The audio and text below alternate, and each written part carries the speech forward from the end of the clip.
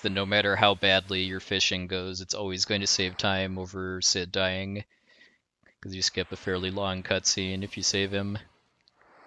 Guess if you were truly never lucky, it could theoretically be faster if you just right away let him die than if something went horribly wrong. But yeah, it's not gonna happen.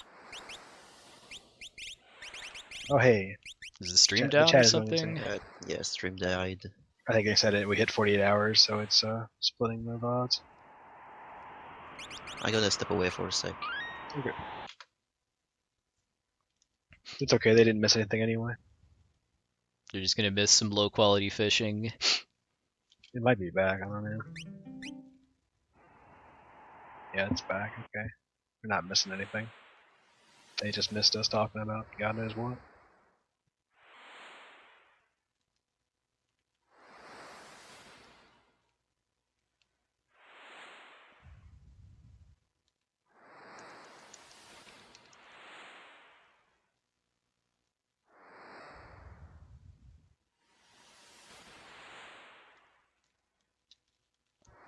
Alright, I already messed it up, but the second cycle I consider to be the hardest part of the manip, and if I even get that far at my current skill level, I'm happy. It's okay. I think the hardest part for me is talking to Sid.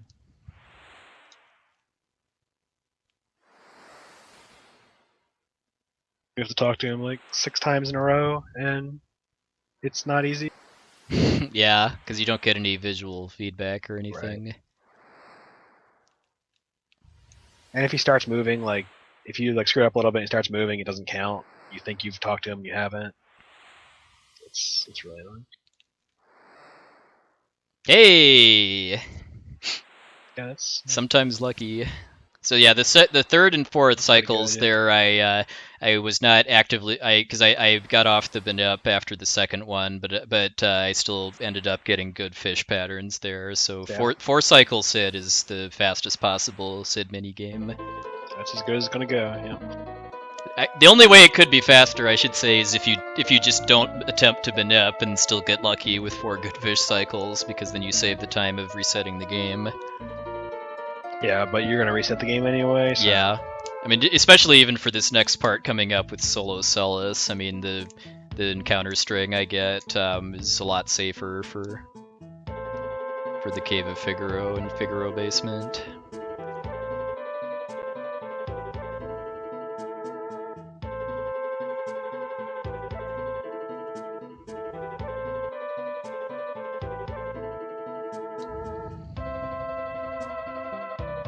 Resetting the game.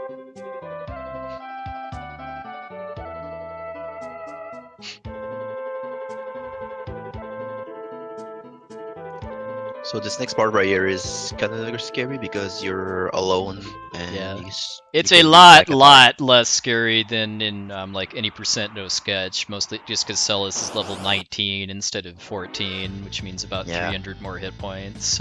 So it's a lot. You can even survive a Fire 2 hit if with high HP, but I mean it's still a little scary. I mean I do have my step route kind of designed to minimize the number of dangerous encounters I get to. Like the order I do some stuff in the Figaro basement is designed to move a dangerous encounter until after I get Edgar.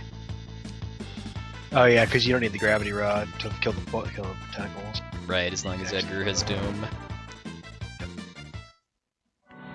I still want the gravity rod and the crystal helm to sell for money, but yeah, since I don't need them for the tentacles battle, I get them afterwards.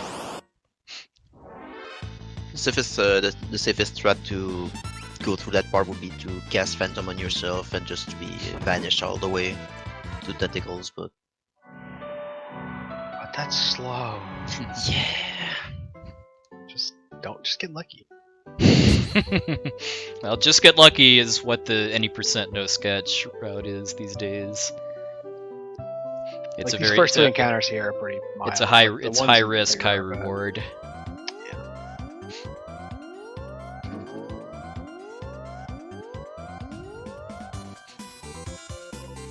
And part of that too is just the fact that your level is a lot less relevant as far as just how fast you can kill bosses in the end game too. Yeah, pretty much. If you actually needed damage to kill stuff, it would be very different. So the game developer route that you would take is getting Sabin right now and maybe getting to Terra's village, Woblitz on the right, but I'm gonna skip all that. I'm gonna go straight to the San Figaro. Yeah, I also skipped my first opportunity to recruit Sabin too, who's the only character you can get, the only optional character you can get before getting the airship, and I did that both to be able to avoid encounters along that way, and also so that he joins me at a higher level. Yeah, we're gonna power level Celes later with only 3 party members, so the average is gonna be higher, so when Sabin's gonna join, it's gonna be... Unfortunately, that Sure. means that Setzer and Edgar would be mostly useless for the rest of the World of Ruin. But Setzer would be useless anyway because we're not using slots for anything. We just can get better people than Edgar, so it'll work out. Sell our Phantom Boomerang. That's a bug where when the game automatically unequips all of your characters at the end of World of Balance for reasons, it also unequips one of the Moogles that you had at the beginning of the game in the multi-party battle. That's still active in a guest character slot, and it unequips that Moogle's Boomerang. Maybe a shield too, but I know that's where the boomerang comes from. Boomerang sells for like $22.50 or something too. It's pretty nice. I needed to pay attention to my money when I was doing that shopping there too, just because Dullahan, the 2 bosses from now, always starts the battle with an attack that either misses or kills you, basically depending on the ones digit of your money. And it works out pretty nicely in this route because my character's being level 19 means that only 1 is the number I need to worry about. That's way too easy. Yeah, because the power of prime number or CT Power of prime or combat. whatever we want to call it. Yeah, CT Prime Holy. Let's go. Yes. GP prime holy.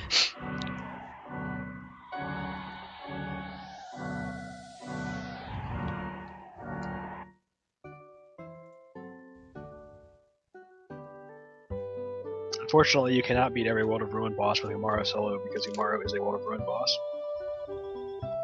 Checkmate.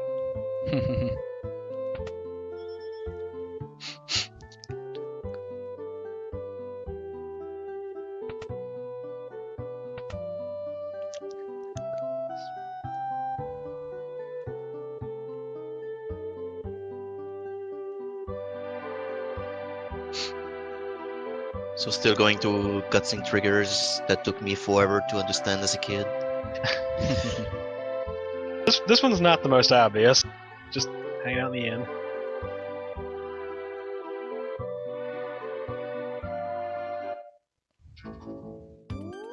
Riding this chocobo doesn't really save time. In fact, I think it actually costs time over just walking, but it makes for a safer step route.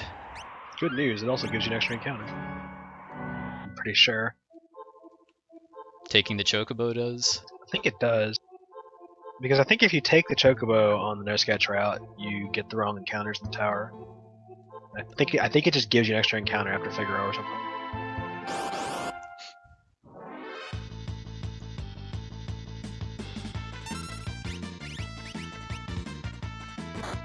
So this is the most dangerous encounter I'm going to get here too, just because that neck hunter in the back can confuse me, and then the pink thing that I already forgot the name of can do fire too. So I really am not interested in getting pincered by that encounter, but I'm pretty much in the clear now. Can always get reverse smoke bomb glitch. Yes, which is very, very, very hilarious. That sounds like a glitch. Yeah. I'm not sure I can allow talk like that in this stream. It's worth invalidating a run over.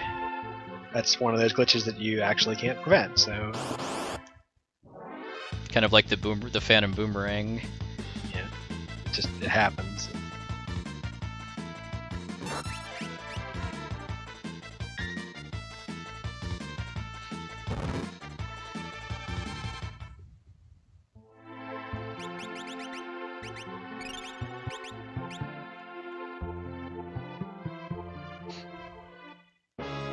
You had 60 more HP than my max HP.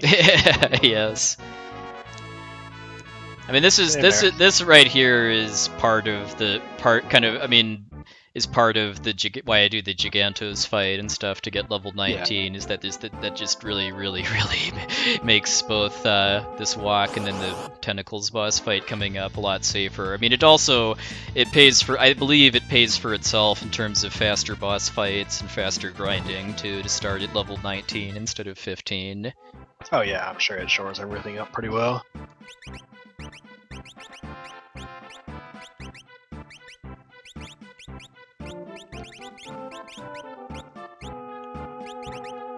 So equipping the running shoes on that fight makes you immune to the slow attack that the tentacle can gives you, because the way it works is in order to get paralyzed by them stuck, like you need to get slowed, and from after that they need to do an attack. From there you cannot do anything with the character. But since we have running shoes already, it's not gonna be able to slow you, so it's not gonna happen. And you can do the lower left part, which is gonna absorb the ice attacks, and you just spam Ice Rod for victory. Hey, we did it. Yeah, and the fact that it's alive doesn't matter as far as how much damage I do to the other ones too, just because it doesn't matter how, in this game it doesn't matter how many targets you multi-target magic with, it's just 50% power if it's multi-targeted. I see. Haha, the super rare bio single target. That's a real thinking face right there. Single target bio. It's almost like it's 1 in 9, except yeah. Yeah, let me see. Always happens. Well, I'm glad I safety saved. Nice. Dang. This fight's impossible. I've got basically, I think I've got really one more shot to get Celis back up before I die. Unless they grab him again before he can Phoenix down. Which they probably will. The suspense is killing me. Literally. Well, if he survives, I don't know. I can't remember how many ticks it is, but if he survives this, he should immediately use the Phoenix down. It's already queued up. The thing is, because of the way the step route works, he can't just like reset right now and try again. He has to wait for himself to die. Well, that was unfortunate. I mean, that was pretty bad luck. Yeah. Marathon luck. Yeah. Classic marathon luck. But yeah, because of the way the step I can routes proudly say work, that that's never happened before too. That I've actually managed to die to the tentacles at level 19. It's But impressive. having a poison and then a single target bio, there isn't really much I can do. Fortunately, the step route is not impacted though. Oh, hello. Oh, nice. Remember how we talked about this happening too? Yeah, as long as you saved and game over and don't go back to the title screen, step route is right where it was when you save, so everything picks up just fine. If you did Yeah. reset though, it would change. You'll see. It acts like a save state on the emulator, but Well, you keep your levels. It's a little bit because of that, but other than that, yeah, it's pretty much. yeah, the way it works is when you die, it reloads the state where did you save before, but it keeps you the same levels that you got, but you don't get the Esper benefits, like the magic +2, stuff like that. Yeah, I don't think you get to keep money you got either. Really anything except for just experience and raw levels. Which doesn't matter because I didn't fight anything between saving and dying. Remember, kids, always save in marathons.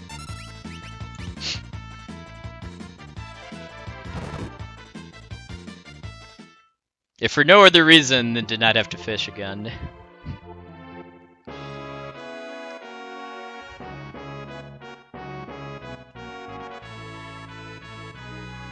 At least it's not the classic, like, the people playing this game the first time, they save before the floating continent, and then after their solo Cecil, Celes after Sid, they're getting wrecked, and they have to reload the save, add the floating content. I've seen multiple times people playing casually this game getting wrecked by solo Celes. Why I keep saying Cecil? God damn FF4.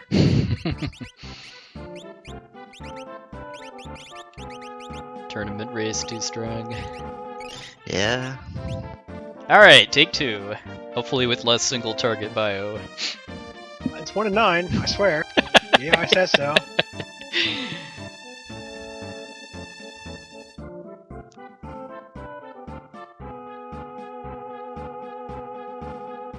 It seems to happen more than that, though. But... Oh, and by the way, when the the fight starts, there's an optimization done on Edgar. Like if you go on it's the same thing if you go in the menu and to select optimize, but the game is doing it for you. There's also a glitch with it too, where sometimes it randomly puts a weapon into Edgar's armor slot. Yeah, I think it's a subframe. Yeah, it's not something that can be manipulated, and not really that useful either. Hey, there's that single target. At least it wasn't single target. Alright, you know, just for...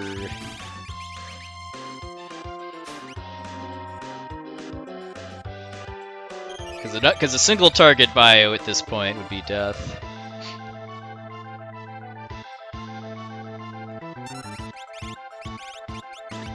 With Edgar grabbed, if they bio, it's going to be single target. Yep.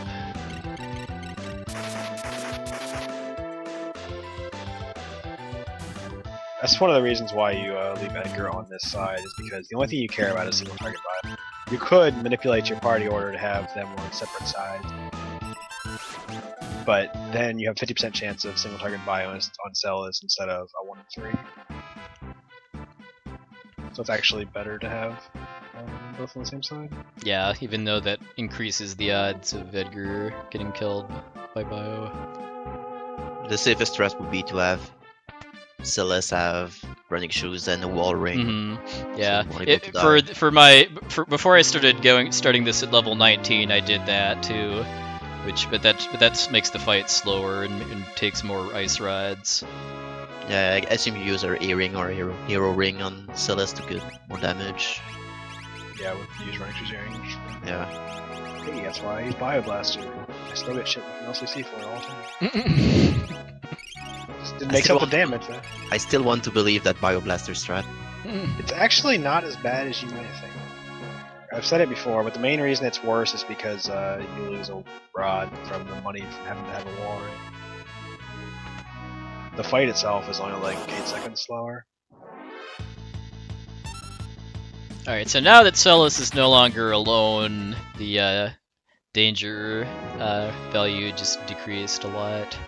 Yeah, now you have 2 level 19 people with various random gear equipped to themselves. Edgar may or may not have several drills attached to his head for all we know. Yeah. Although in my Japanese route, I actually set it up so that the optimize before the tentacles gives him running shoes. Because you can use the equipment glitch to put relics onto equipment slots and then actually have more than 3 relics on. Or more than 2, I mean. Yeah, that's good. It causes an interesting graphical glitch too, where when you because the game still lets you equip your normal 2 relics, but for the second one the names are all grayed out, but you can still put one on. This game is so great. Alright, so we're kind of in the home stretch now of the linear part of the World of Ruin, because from when you wake up, there's a linear progression you have to follow in order to get the airship, but then after that, the whole rest of the game opens up. And because we have to do most of the rest of the game in this category, it makes for some interesting choices.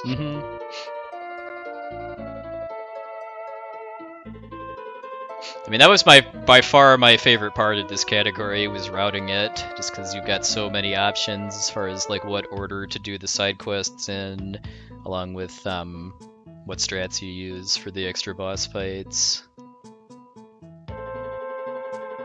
And how to make use of all the extra stuff that you have for when you fight Kefka's tower, too. Like, when I did a pretty big reroute of this category last year, I want to say that was one of my big objectives, was to actually use like the extra Espers and shields and stuff that I get as part of the side quests. So we'll be seeing our buddies Bahamut, Golem, Alexander, Raiden. Hopefully not Phoenix, because if that happens, then something went wrong. Crusader!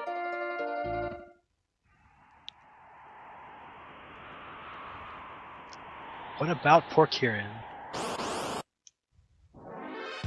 Kieran never gets any love. When is Kieran percent? Right now. Yeah, we have Kieran, so it is technically Kieran percent. My glitchless any percent PB does get Kieran too, because I wanted to leave the option open to do 100% if my World of Balance time wasn't good enough for an any percent PB attempt.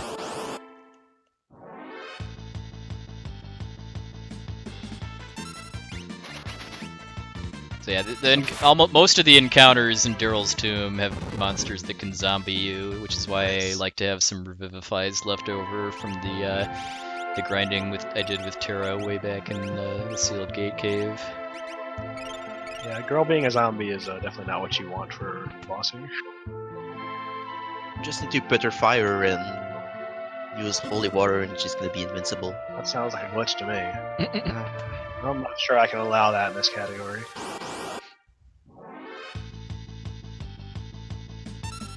But is it really a glitch if it just happened? You don't have a soft on you? Well, the glitch, if you're talking about the glitch, the invincibility is because if character gets zombied and petrified, and you cure the whole with the holy water, she still get that. She's still at 0 HP, but she's petrified, but still alive. Yeah. So again, this game is amazing. Yeah, you that's use a good one. I love You it. use the stuff on that person, and yeah, there you go, invincible. So that crystal armor I picked up, just like the crystal helm I got in Figaro, is just to sell for money. It's just one step out of the way. The next chest I'm getting, though, is very, very much not optional for this category. Unless you want it to take forever. Yeah, unless you're a big, big fan of grinding, in which case, when's it You want to ends, do exactly twice as much grinding, this is the chest to skip. Yep. Egg! Egg!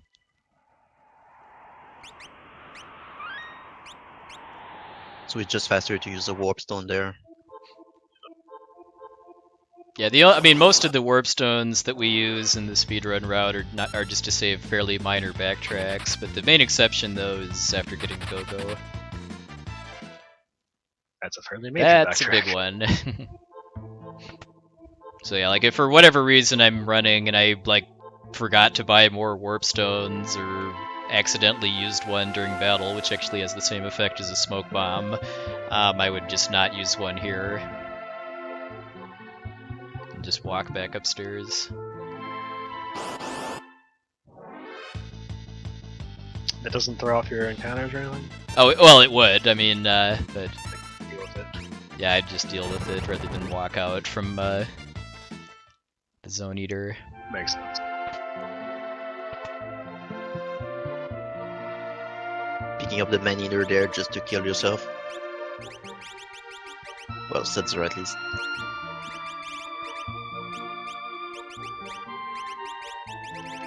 Yeah, that's just a jerk. I don't like him. He's useless, doesn't use slots, so... Only Rip that useful guy. for his punches. Quote unquote. Yeah, and he does have the very, very unfortunate property of never being able to benefit from party level averaging, except for just what you get at the start of the World of Ruin. Yeah. Yeah, him and Edgar both kind of suffer from that. So there's that attack we were talking about earlier that's tied to how much to the ones digit of your money.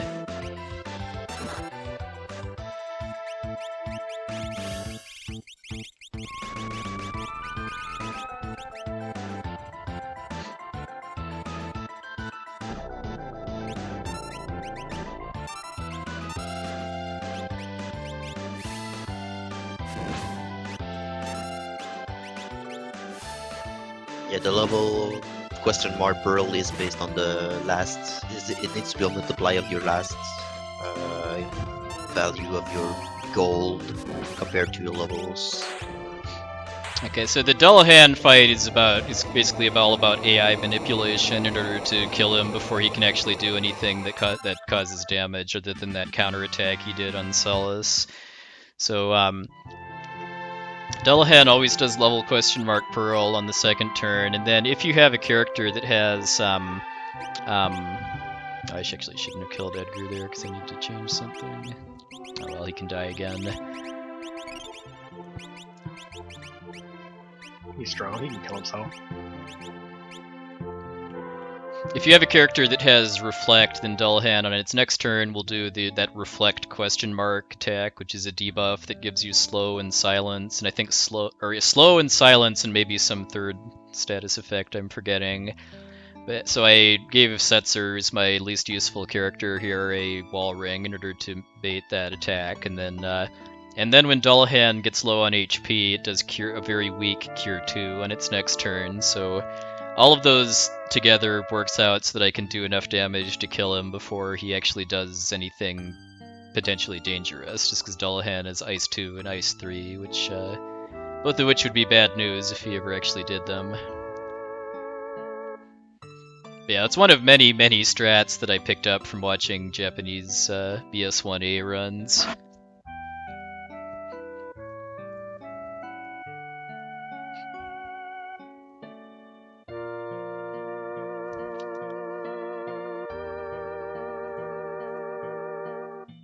And now we finally get our airship, Mm-hmm. which is lovely. And we'll actually get to keep this one. Not Yep. lose it 5 seconds later. Which is kind of rare in Final Fantasy speedruns, because you usually get a new vehicle and then immediately lose it. Someone blows it up, or it crashes into a planet, or Yeah, it's or like fun. the Invincible in FF9, where you get it and then just immediately fly into the final dungeon and lose it. Yep.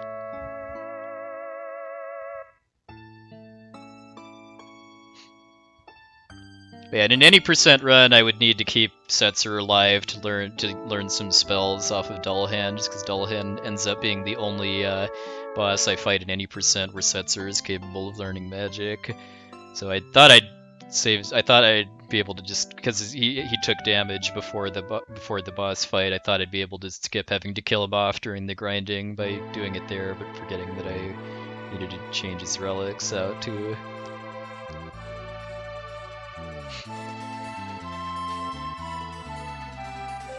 Alright, so now that I have the Falcon and the whole world of Ruin is open to me, I mean, I could go to Kefka's Tower at any point. I mean, well, if this was any percent, then at this point I would be kind of trying to just do as little as possible with the world of Ruin before entering the tower in order to build a party and strats for fighting the final bosses. But since this is 100%, which is all characters and Espers, I'm going to be doing pretty much all of the side quests here. But before actually doing anything else, I'm going to be doing a bit of power leveling, because like we've said a couple times, when characters rejoin you in the world of Ruin, it's at your average party level, assuming that's higher than the level they finished the world of balance at. And before I get any more characters, if I do some grinding. Let's see, I did put on the EXP, right? That's very important. It'll give them really big bonuses to their level. Unfortunately, there's one character that we're gonna pick up later that won't benefit from this grinding is Gao, because the Gao's level is already set when getting the airship, so all this grinding is gonna be meaningless to Gao's level. But all the rest of the party members can be affected by it. Edgar, why? That kind of sucks, because that's going to translate into having to fight an extra battle, potentially, but, well, we'll see how it works out. It's pretty, that's basically a calculated risk with that strat for the first grinding fight, that Edgar might pull a lock and fail to run away. Yeah, see, we finally got our airship. We can go anywhere we want, so we land exactly where we are and fight some pros. Because Oh, Edgar it's didn't frog. run away too, this isn't going to one-shot the frogs, and they're going to jump. Or at least 2 of them are, but what can you do? It's life. So anyway, I'm going to be grinding up to level 42, which is this level that Celis naturally learns the Ice 3 spell at, and because of having Zone Seek on for +2 magic per level, that makes her very, very, very strong, very, very fast.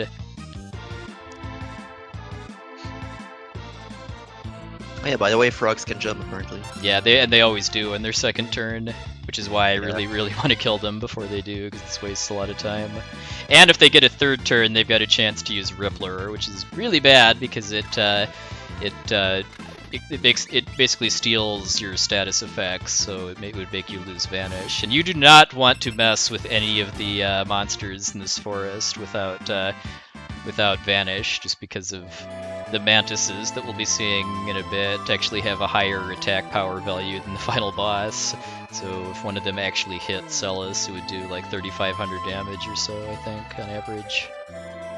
Yeah, you would think that grinding in the Roller World would be like farming the dragons, but the dragons are very scary and can cast meteor and all kind of magic. So having battles where they only use physical attacks is pretty safe compared to that. Yeah, Yes, there's all different are, grinding spots that are kind of more optimal for different characters. Like this one works out to really be the best for Celis, or just a magic using character, just because you can use rods to win quickly, and then until your actual magic is strong enough to take over.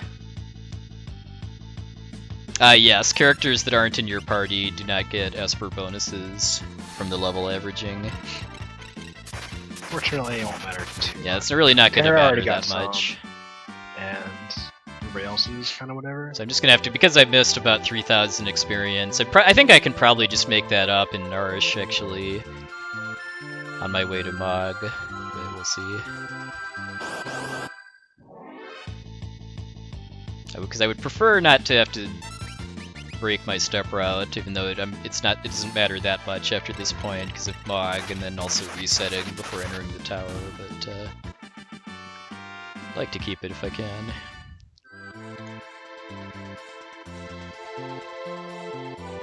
This grind is also giving me a lot of money too, because each frog battle is worth 10,000 GP. And I do need money to buy some stuff. Not quite as much as in any percent, but I need pearl rods for a mini boss in Kefka's Tower, which are very expensive. And yeah, Esper bonuses aren't everything too, just because your levels are a direct part of the damage formula. So, when I played this game as a kid, I really just didn't care about Esper bonuses. I only really cared about learning magic, so I really never tried to min-max stats or anything, and it just ends up not mattering if you're, like, for the end game, if your level is high enough. Like it is a good way to get your characters pumped up super fast. Like we need to with Solos and we had to with Terra earlier, but we managed without it.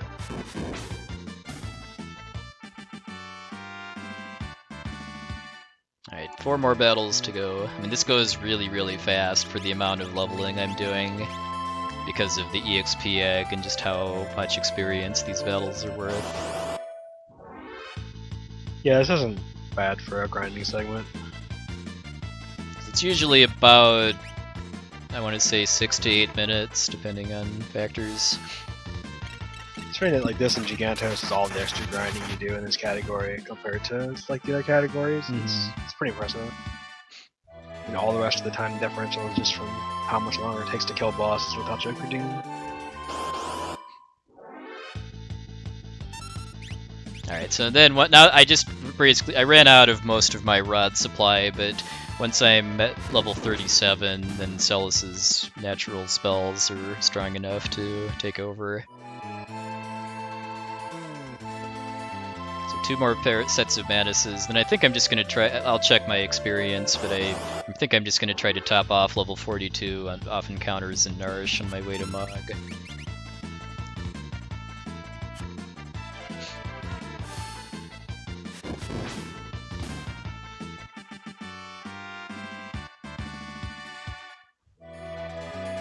Not quite done yet, but I need to do some stuff in Miranda, like buy a Tau robe, which is magic boosting armor that Gogo is going to be using once I get him, and then also set off Cyan's side quest.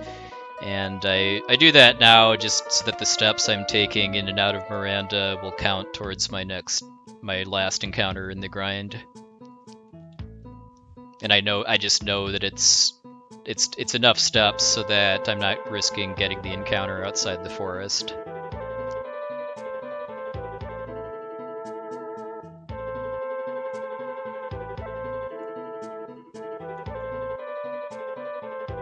That's what we call good planning. Yeah, even though the game opens up, the game gives you a small cutscene with the bird that you need to go to that village, so even though you can go wherever you want, the game gives you in on where to progress.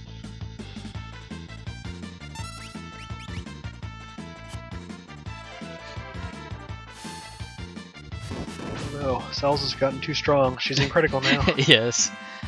Yeah. Because I think I should be level 41 now. Yeah, so I'm not at risk of getting...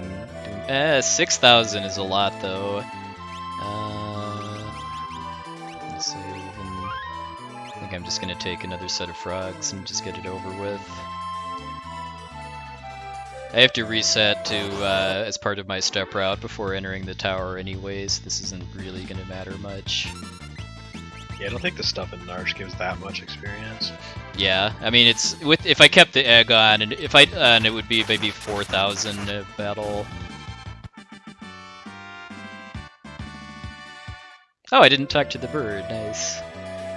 I can thank being distracted by thinking about how to fix my leveling and stuff. I forgot to check actually.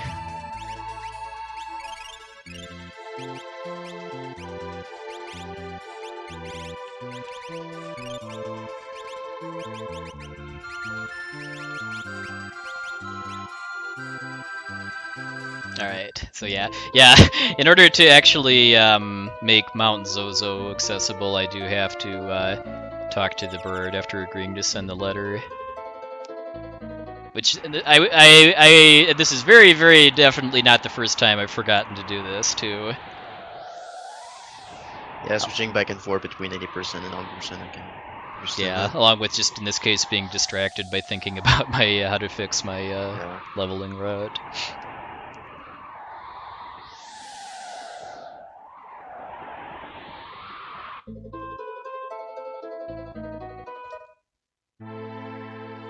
Okay, so now that I've done all my grinding, the next order of business is going to be to go get Mog.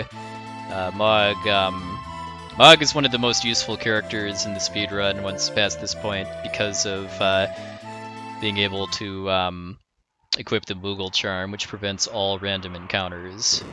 So the Moogle Charm kind of turns this category into a boss rush for most of the World of Ruin, just because I'm just going to be going from side quest to side quest and blowing through the dungeons without encounters.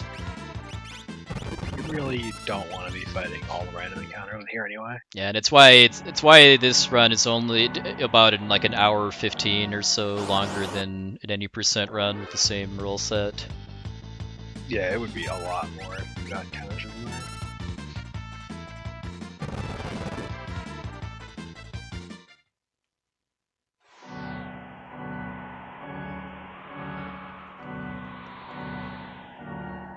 Especially the Phoenix Cave, but I guess having two party members, you can still gonna have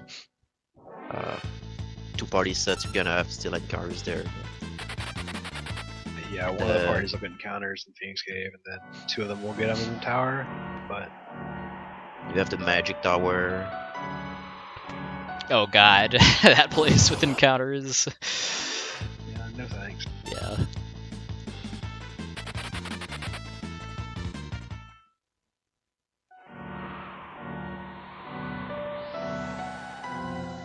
Is Gogo's Cavern have encounters? I don't even know. Yes. Yes, and It's there's very bad ones. there's some inescapable ones too. Oh, okay. You get them in sketch sometimes if you had step route problems or something and you had to reset an extra time. You screwed up one of the things or something. Like the seed you normally get there on, you don't get an encounter, but you can.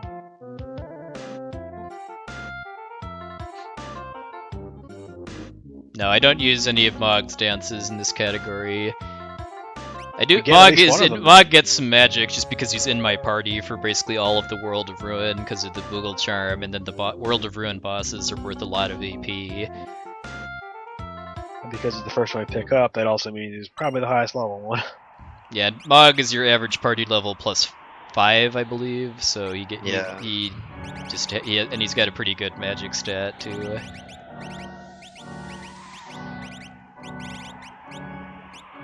I think the best magic user is Realm, followed by Mog, and maybe Strago after. Yeah, because that's kind of a little known fact about Realm, besides the fact that she has the sketch glitch, is that she has the highest natural magic stat in the game. She's a pretty good mage. Sadly, because of just how late you get her in the run, I can't really take advantage of that in any meaningful way. I mean, that is factored into a mini boss fight in Kefka's Tower that I use Realm for, but just because of how late I get her in the World of Balance and how few required battles she's part of, that just means I just can't really have her get magic and Esper bonuses and stuff. Shout out to getting shopping while the house is destroying itself. Yeah. Sabin's doing alright. Yeah. Yeah, so I could have bought Seraphim in the World of Balance, but it would have cost 3,000 instead of 10, so that would have... And money is a lot scarcer in the World of Balance, so I would have had to forego a rod in order to do that, and I don't really care about any of the spells I can learn from Seraphim, so I just get it now.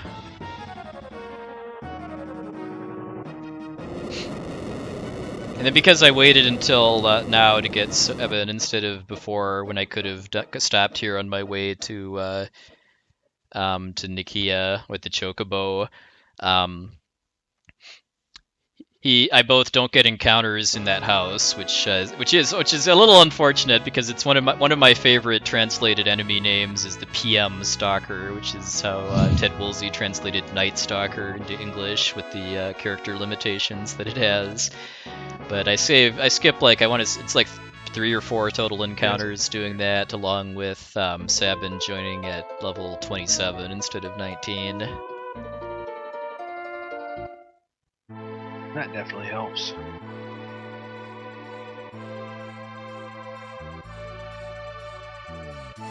So as is kind of the case with a lot of speedruns like this, where there's just a lot of stuff you have to do that you have a lot of control over the order in, I'm kind of doing the stuff that I'm doing the stuff first that'll speed up the rest of the quests. So the next thing I'm doing is getting Go-Go. I actually need to do that. Well, I should anyway, just because I know if I don't change the battle speed, I'm getting like 5 demis. If you do, you're getting first try. Just like that. Yes. Perfect. Yeah, I usually just take the chance and leave it on battle speed 6 when I have solo Mog. In any percent, I have 2 characters here that need to get swallowed by the Zone Eater, so I just leave it on 6 and hope I don't get the 1 out of 3 chance for the Zone Eater to use Demi instead of Engulf. These green guys here are RNG too, so I just kind of need to wait for them to cooperate.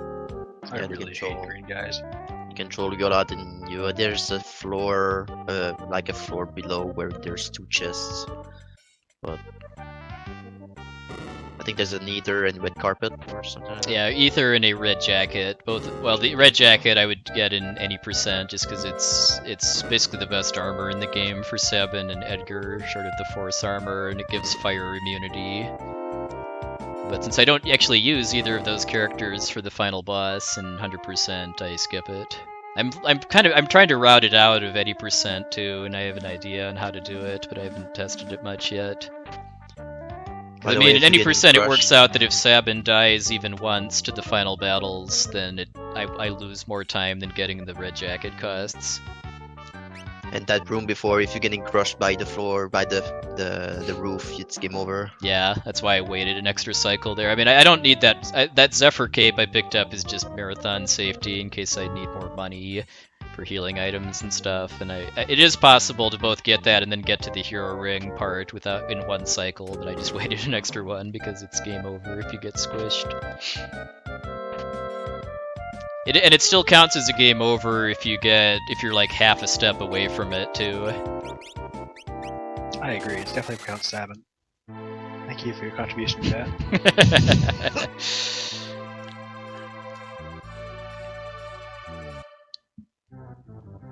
And here I want to talk to Sabin because he talks a lot less than Edgar does.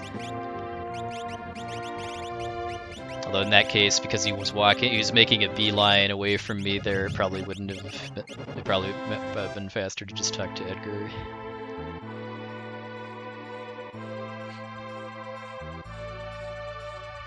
Alright, so next up I'm making a little pit stop here to learn Bum Rush, which is Sabin's ultimate blitz, which you can just get for free if you come to Duncan's cabin with Sabin in your party.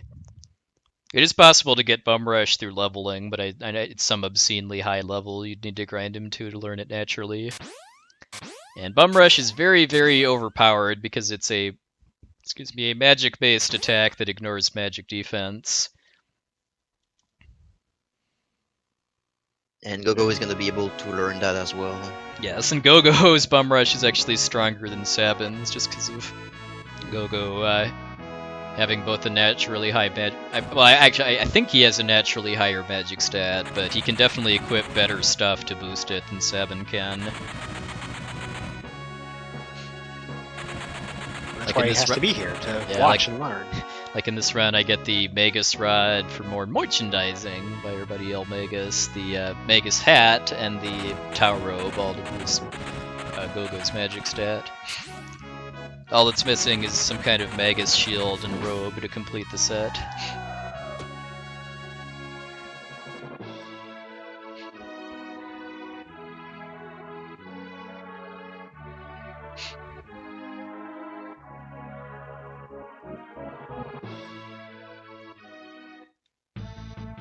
Now Gogo has learned Bum Rush, so Yep. he's going to leave. Yep. And Sabin, although Gogo is going to be using it a lot more.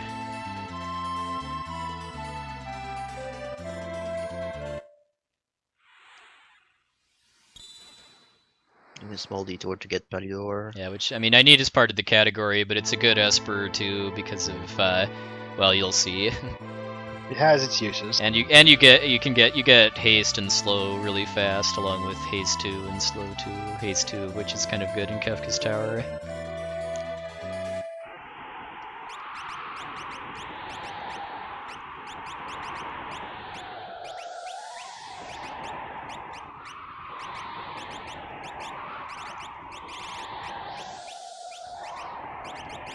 And I know a lot of people that played the game, myself included, for the first time, never figured out that you can actually customize Gogo's command menu with any other character's battle commands. Unless you didn't wait for... Where am I going? Unless you didn't wait for Shadow, in which case you cannot use Throw. It's kind of a little interesting bit of karma there.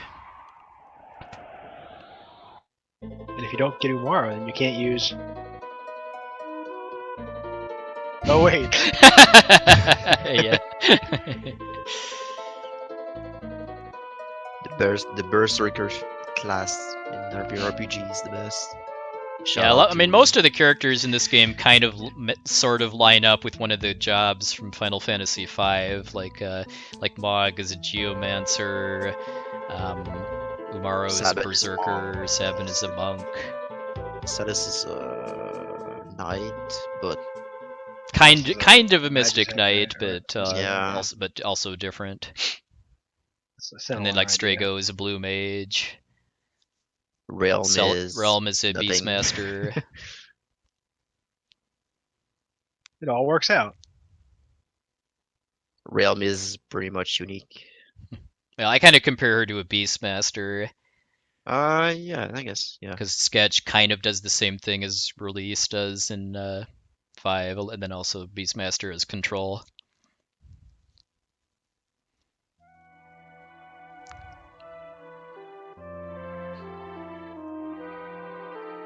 I could have done the first half of Terra's side quest before getting the airship, but there's no reason to, and it would be dangerous too, because it's before I did my grinding. And there's 2 boss, but well, one sort of boss fight, and then an actual boss fight. And then you'd get Terra back at lower level too, wouldn't you? You wouldn't want to do that. Yeah, Or exactly. no, you can't even get her back yet, can you? No, you can't. Yeah, you can't do the second half until after getting the airship. I mean, Yeah. the only thing you would actually get to walk away from coming here early would be Fenrir. I'm sure that's very useful, but I know about Could chat. maybe use that to not get murdered by the tentacles doing melee attacks, but that's about it. I not love get how murdered chat. by everything over here first instead. I just love how chat spent the last 10 minutes trying to figure out how to spell my name. Yeah. I don't know. I mean, like I said a few hours ago, I mean, my rule of thumb is that when we're talking about fictional names in like games that don't have voice acting, I mean, as long as you have some kind of logic behind your pronunciations, it's whatever. Also, Terra has really bad insomnia and hasn't slept at all since the end of the world. She actually the game never actually refills her HP and MP since the end of the World of Balance. So I wanted to make sure to end my grinding session on the floating continent with enough MP so that she could do that to end that first fight with Funbaba.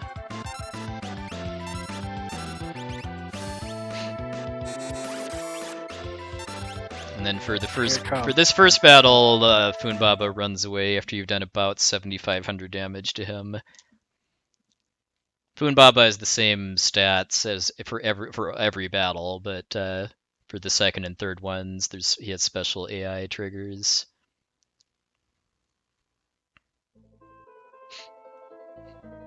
The next one of which has become pretty notorious now because of sketch glitching.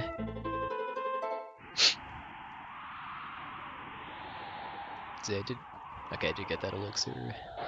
I don't really need it, but it's just kind of there. Another little bit of fun bit of trivia too is that if I already have the airship and can do the second half of Terra's side quest, the game checks for that when you touch the tile where the dogs bark at you when you first enter Boblas. So in order to advance the story to being able to do this, I actually just have to go touch that tile again. I don't actually have to leave and re-enter. Yeah, I just need to touch the tile below the tree. That's it.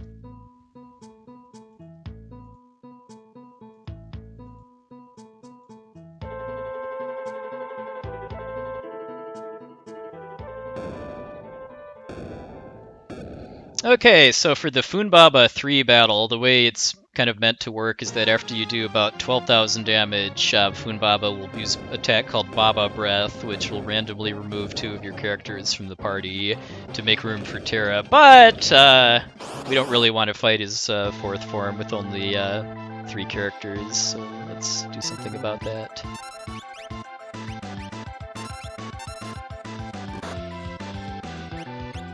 But what could you possibly do about that?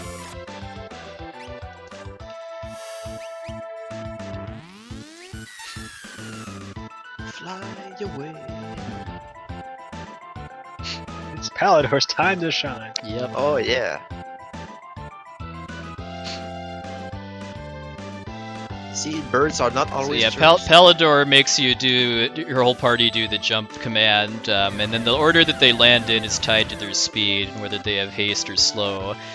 And something I didn't know until starting to watch Glitchless speedruns is that you can actually queue commands and then have them go off immediately after characters land. So what I did there was I queued a Bum Rush to go off as soon as Sabin lands, and trigger Baba Breath when he's the only valid target for it. So that results in me getting to fight Funbaba with 4 characters instead of 3, and also removes the random element of which characters get taken out, because like if Celis got taken out, this would be a lot slower. But instead, it's very easy.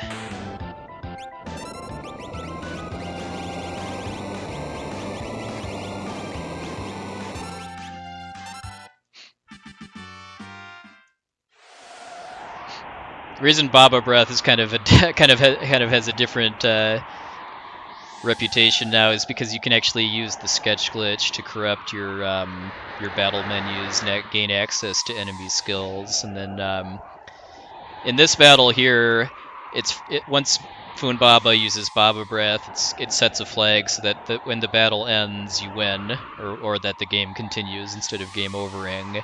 And if you use Baba Breath in another situation where you're not outside this battle and then kill yourself, then the battle just ends, and you can actually use that to skip the entire final battle, which the any percent sketch run does. You can also use it to skip or to just one-shot bosses too, without needing to use Vanish Doom or Joker Doom. It's the main reason I routed all bosses to have a glitch category that's 100%-ish, but having a Kefka fight. Because the glitch 100% would basically skip Kefka just by Baba Breath, but that seems anticlimactic and really not interesting to me. Any percent, no wrong warp, no Baba Breath, 100%. Yes. Just keep tacking stuff on. They'll figure it out eventually. I know. Now we need to work some more acronyms into it too, like Link to the Past categories. I know Satarak routed retort percent or something like that. Any percent, no major glitches. 100%, all bosses. No wrong warp.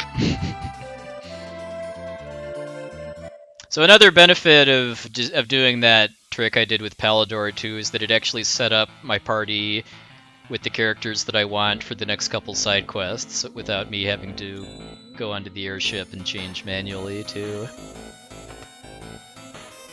So I've got basically all the characters that I need for the rest of the side quests. The next step I'm doing is Cyan's side quest, which it's not really so much because of Cyan himself that I'm doing it, but just because there's some really good armor in Mount Zozo that will help a bit with future side quests. Like there's some elemental shields, which are pretty good because of giving you... They're both good shields, but they also give you either absorption or resistance to certain elements. And then there's also an Aegis shield, which is a really good shield for magic block. And a red cap, which gives you both stat boosts and also more HP.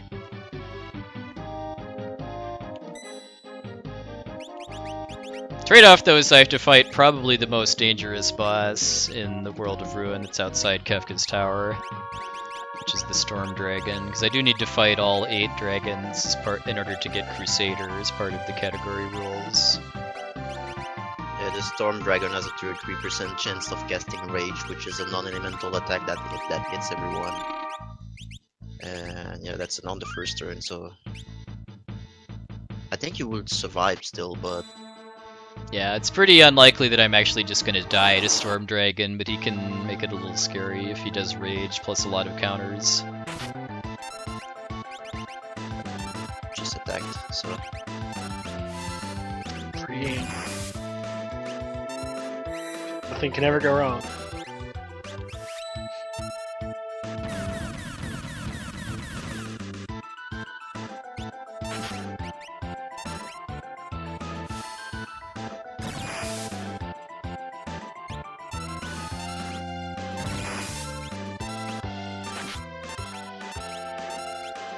I did my turn order a little bad, but we got him. A lot of bosses in the World of Ruin, for whatever reason, you can get preemptives on too, so I have Gale Hairpin on for this part just to increase my odds of it to 25%. Like my practice run I did last night actually got preemptive Storm Dragon, which is pretty sweet. Oh, and I also get Force Armor from Storm Dragon, which is another good piece of armor. It gives you really good magic, defense, and evasion. Because magic evasion is broken in this game, that means it gives you all kinds of evasion. And like I mentioned earlier, I mean that when you have stats that don't work, I mean that's just something that's just kind of so broken that trying to restrict it in a glitchless category would be dumb. Yeah, there's really nothing you can do about magic block. Because I mean, I want to have good magic blocks that I can block magic, and the fact that I can block physicals with it too is just how the game works. You have to take it off for every box that doesn't use magic. Yeah. Unless it also has good defensive stats and you want to reduce the damage you take from physical attacks. But don't block them. Yeah, if I block, I have to reset immediately. If you ever get blinded, you have to reset immediately too. Yes. Because, yeah, the way that the darkness status is factored into calculating accuracy, I believe, is tied to your physical evade stat, which doesn't work. So yeah, that's why the only in-game effect of darkness, other than cool shades, that Strago can't learn lores.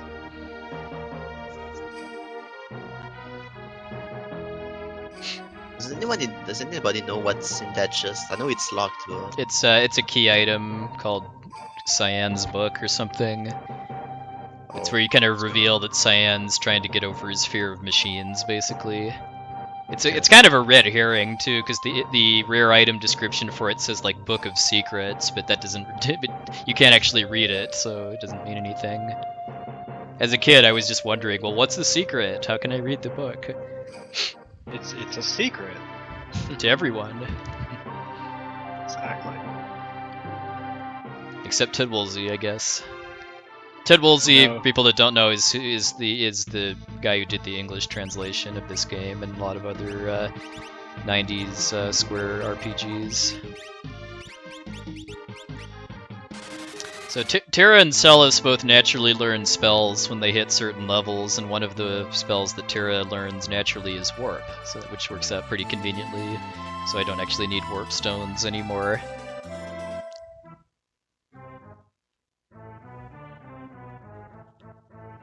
Boy, it's time to go to the auction house again. Oh.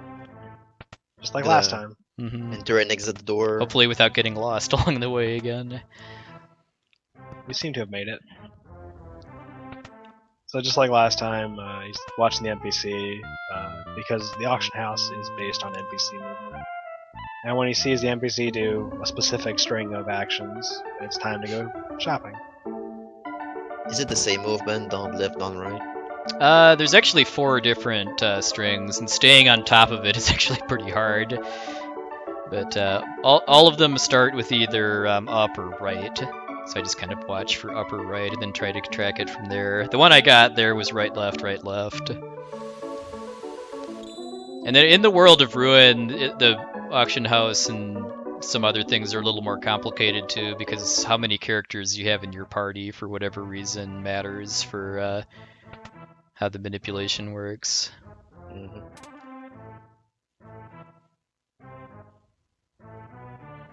Yeah, the guy who really cracked all of this stuff as far as manipulation is Nitrodon, by the way, too. He's not really too active in speedrunning anymore, but he's contributed a lot in years past to routing for this game and others. Yeah, there's a lot of people along the way that contributed to the speedrun of this game. Like there was speedruns like way back from 2005, like on GameFAQs, where there was a guy that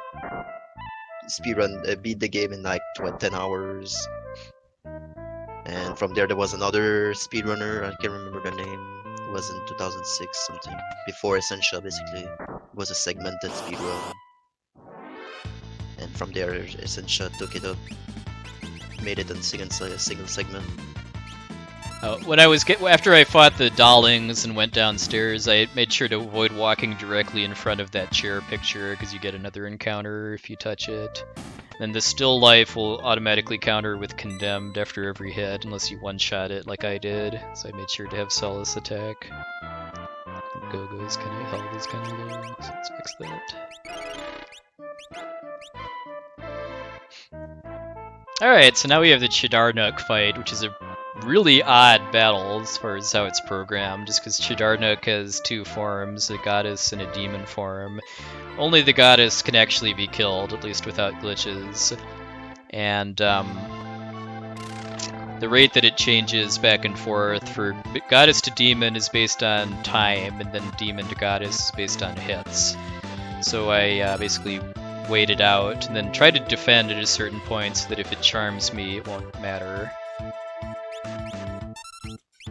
And they have 2 separate health pool as well, so if you hit the demon, I don't think it's impacting the real one. Yeah, charm is kind of an odd status too, in that it's basically normally it's like muddle, except that it doesn't wear off unless the thing that used charm is killed. But in this one battle, when Chidardnik changes forms, it will dispel charm.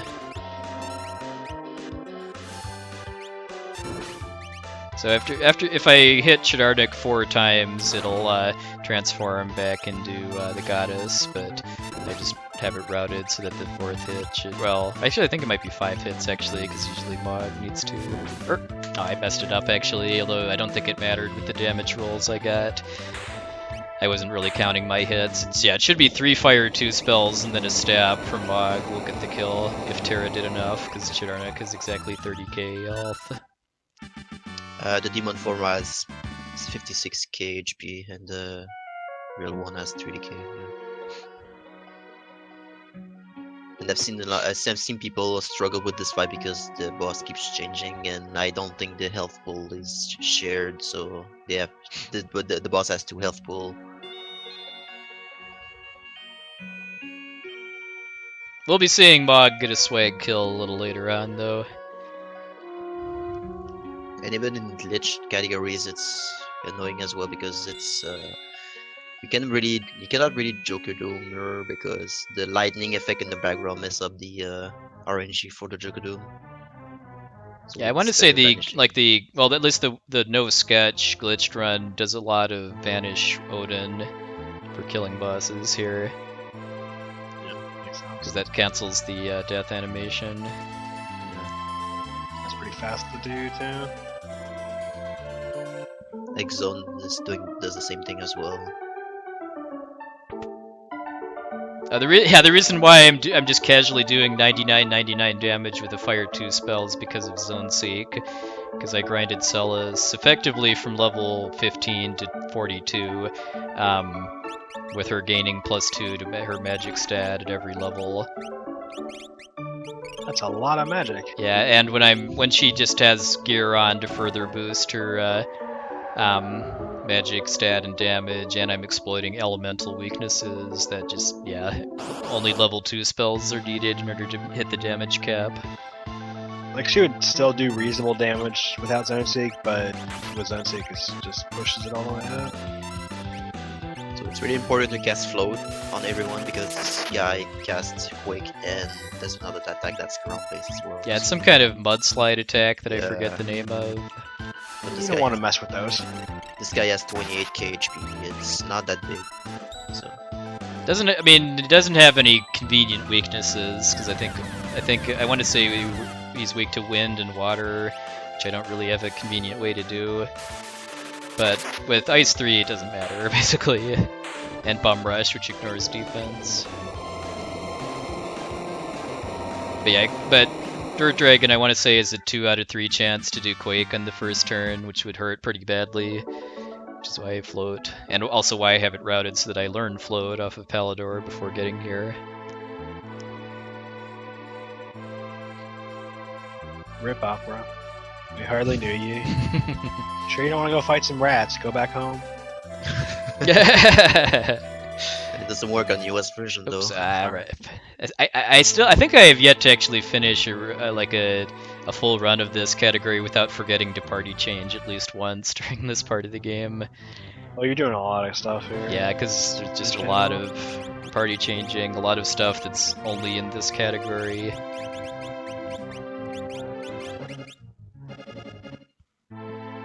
I mean, it's like, you just went and got Realm, so let's go get Strago. Oh, wait, I don't have Realm in my party.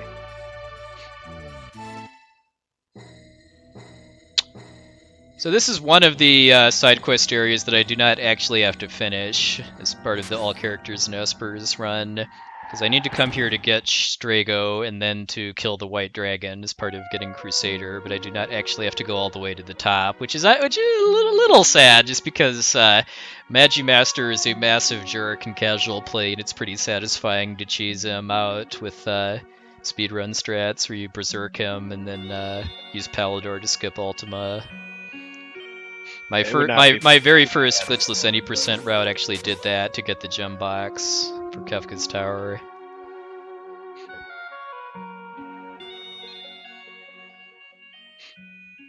Yeah, in casual playthrough you either need Life 3 or Palador, but Life 3 Or is the ever mostly common. popular Rasp strat.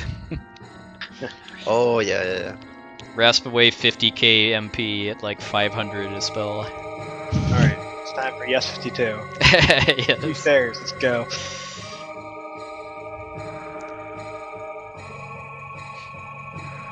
There's some really good treasure in here too, although I just don't need any of it for my route. Like there's a Genji shield and another set of force armor here, and an air anchor, which is Edgar's ultimate tool. But I just have other means of doing what I need here.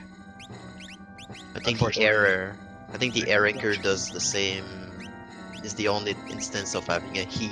Yeah, I like to. That's exactly it. I like to compare the air anchor to heat status in Final Fantasy IX.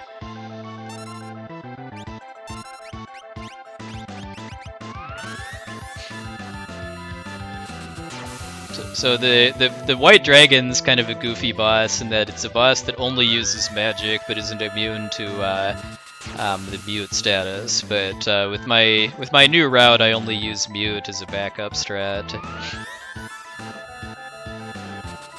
Yeah, Pearl Dragon doesn't have a lot of HP. He has 18k, but it's just a matter of surviving his first spam. Yeah, because I mean, this is a really random fight too, even though it's over fast. Is just because the dragon can do Pearl like up to 3 times, and dispel too for some reason.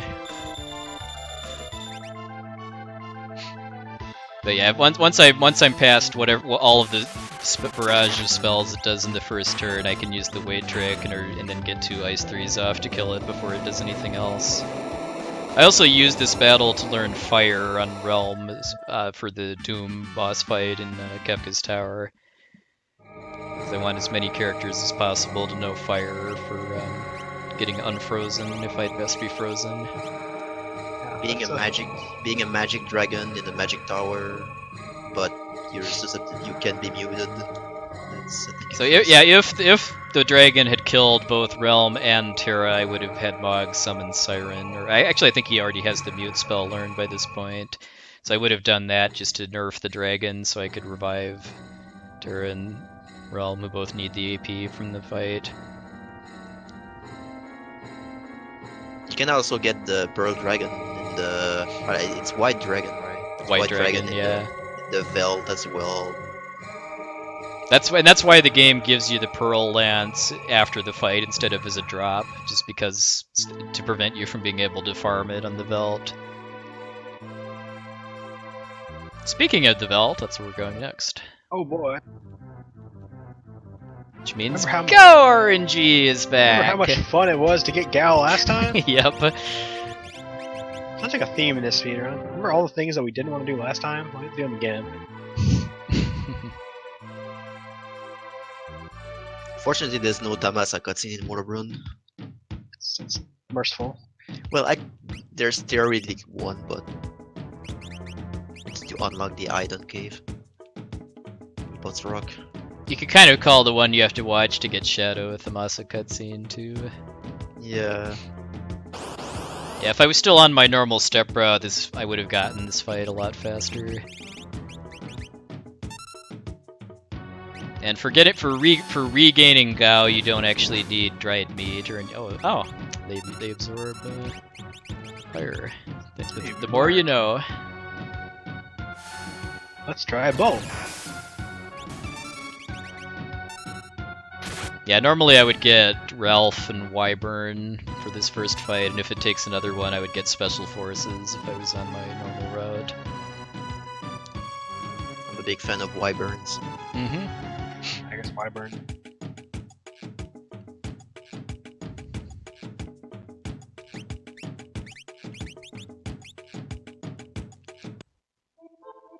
And yeah, and then like the Sabin mentioned a bit ago too, for some reason Gao's level gets set when you get the airship instead of when you actually recruit him. I'm sure it's just some kind of it's related to the fact that that he's on the Veld and you have to find him in an encounter. Yeah, probably couldn't figure out how to set it like when he would show up at the end of the encounter or something. So that makes him pretty not useful for speedrunning.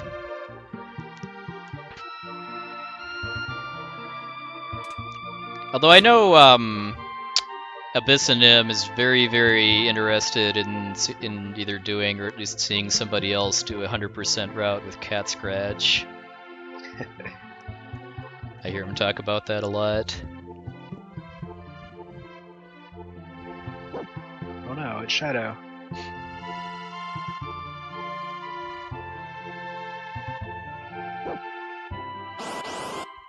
And then a boss here that I like to call Senor Behemoth. Hola.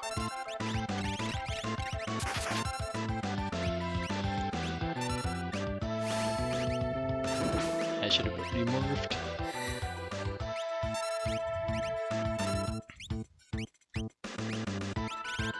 This is a two-part fight, but the second form, well, a bit nastier, is also undead, and you can probably see where this is heading. Yep.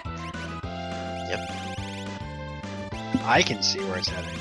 It's heading to the left.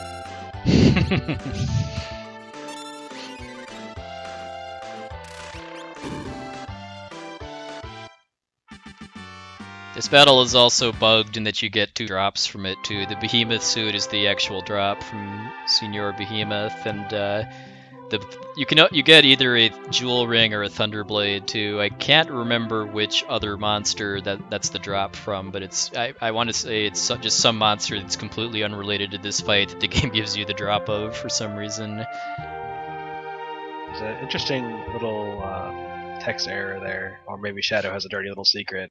But it says her when you talk to Shadow there, not him. Let's take her back with Amasa. I guess it's because of yeah, because if you did not wait for Shadow on the floating continent, he is dead, and Realm is in that cave instead, and has a unique flashback cutscene that you don't really have any other way to see.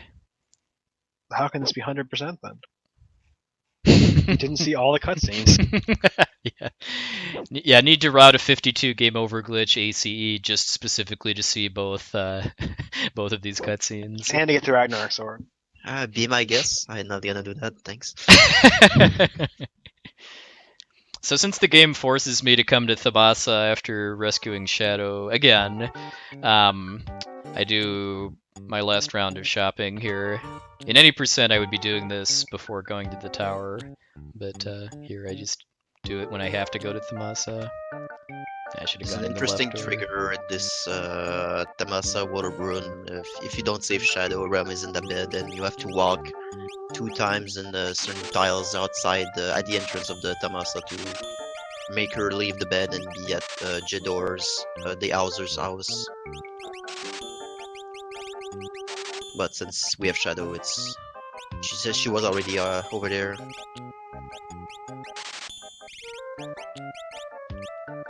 Like you would have to leave Tamasa, going south, re-entering it, and walking one of the tile again, leaving, and she would be at the Hauser's house. It's like one of the triggers to advance the story there. Yeah, I have way more money than I would in a PB attempt, just because I picked up some extra stuff, and I also got all of the money steals, as I call them, so we're now fully stocked on supplies for the rest of the run.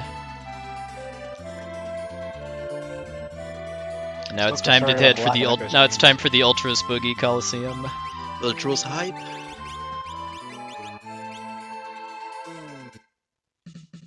I'm a receptionist.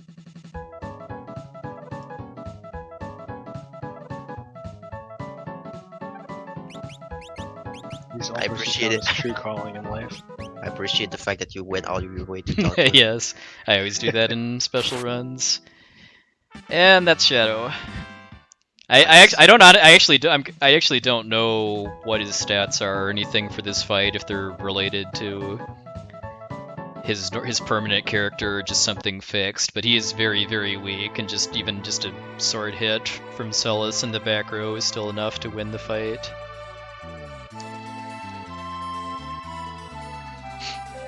Because you can't control your characters in the Coliseum, the main thing we don't want to see there is Runic or Imp, basically, or Muddle, or just various other things that don't cause damage.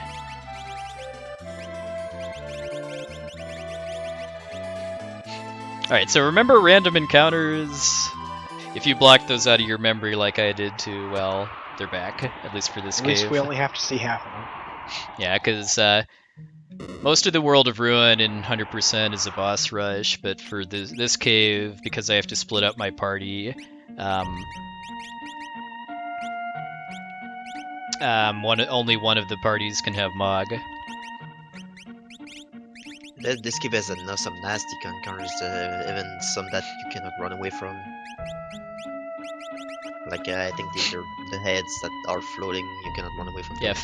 phases, which I don't know. On my normal step route, I usually get the first encounter I get here is usually a phase, which, I mean, I can kill them fast enough with this party that it just doesn't really feel worth my while to, like, you know, you'll see here, trying to like manipulate it away when there's Gao RNG before this just doesn't really seem worth it. But yeah, phases are unrunnable.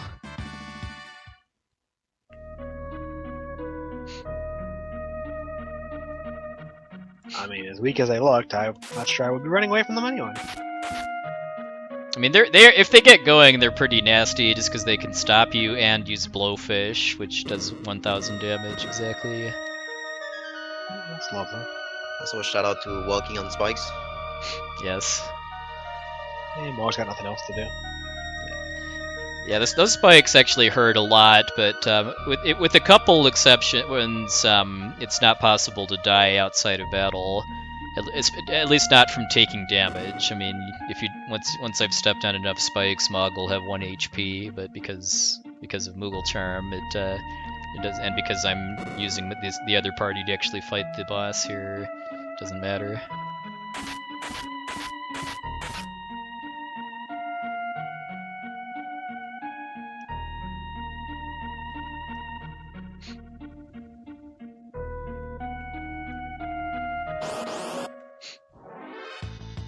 I kind of like to think of this cave as a kind of a tutorial for how you do Kefka's Tower too, as far as building multiple parties and switching between them.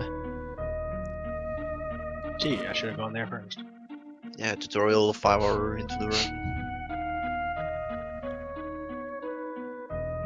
Yeah, it's reasonable. Also, tell you how screwed you are because you only use like your same 3 people the entire run.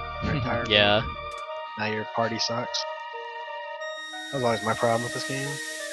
Well, yeah, I mean that can definitely lead to you painting yourself into a corner, but just from kind of a game design standpoint, I think that's really clever as far as a way to force you to use more of the characters with how many of them there are in this game. Yeah, it's interesting. It's just.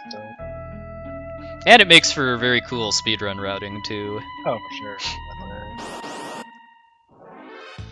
Because like in this run, I'm getting all of the characters, but in any percent glitchless run with my current route, I'd only be getting 6 total.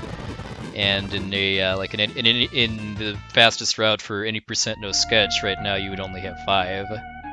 How many people can I throw at this place alone and have them survive fast?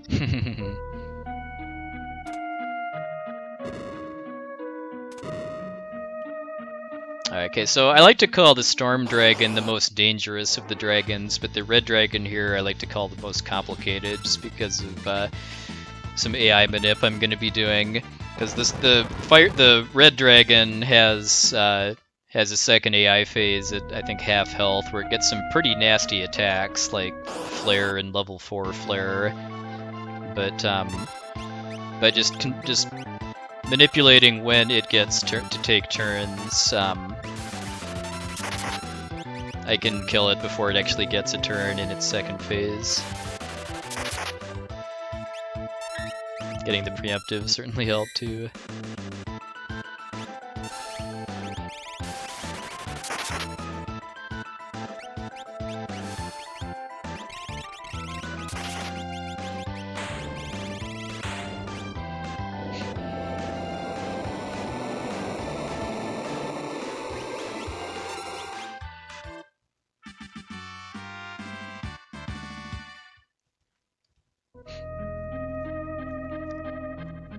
And now we get another thing that's exclusive to 100%, which is actually getting to hear the whole soundtrack to the game, too.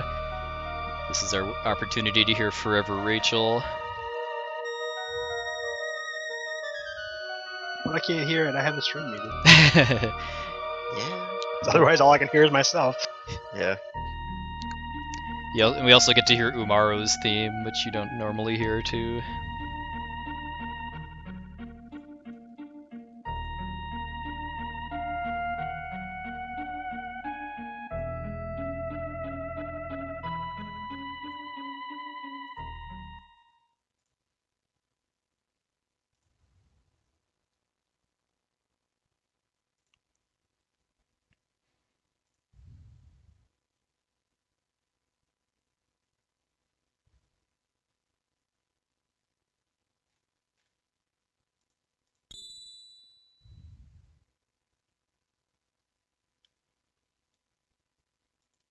So when I do runs of this category, just by tradition, I don't really talk much during this cutscene, so people can enjoy the music.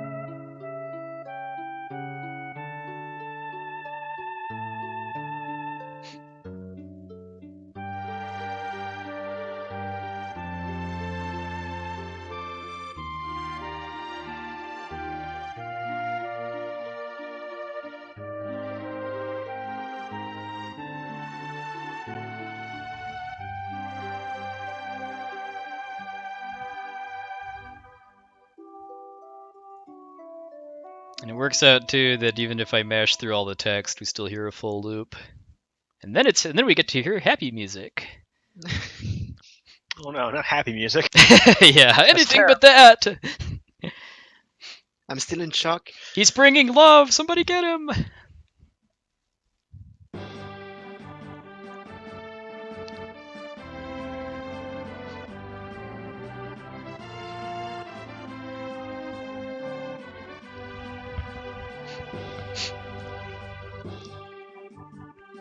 Yeah, and this was also why I had 2 pairs of sprint shoes equipped for a while too, just because the game sets your party to Celis and Locke here, and I want to go fast to get back to the airship to change party again without having to do an extra menu.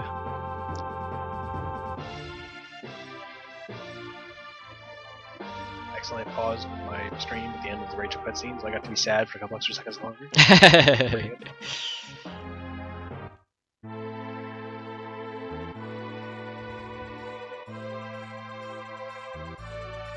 Alright, so next up is the ancient castle. I'm gonna go underground.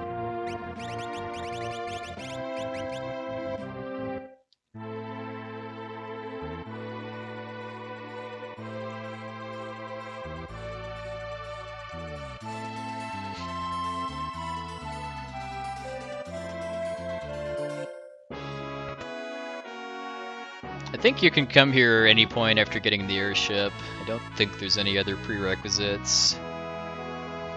I think so, I yeah. think you just need to go underground after getting the airship. Yeah.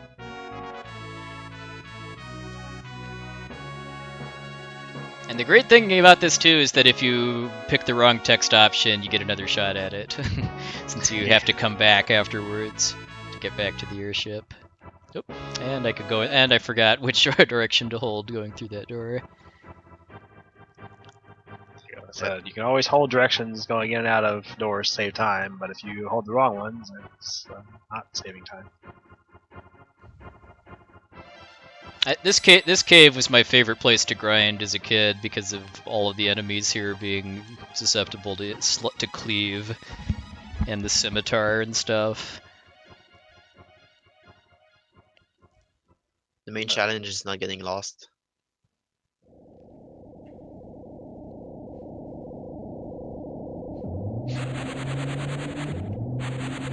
I have a little flashback of Field Castle because all Yeah. this castle. I'm a is Field particular Castle. fan of this cutscene if your party is just Umaro too, because then Umaro talks. I believe I don't. It's been a while since I've actually seen it, but I think the text is all unchanged, and Umaro just talks about his grandma's stories. I think if you don't have, I think the order would be Edgar. If he's in your party, he tells you the story. After that, it's Cyan. But you know that it's Yeah, given guess that this Terra right came now. from this is part of Figaro, that makes a lot of sense. yeah. It's basically Figaro Castle. Well, the Magi, what you call him, War of Magi or something. War of the Magi, yeah. Yeah, War of Magi happened a couple of years ago.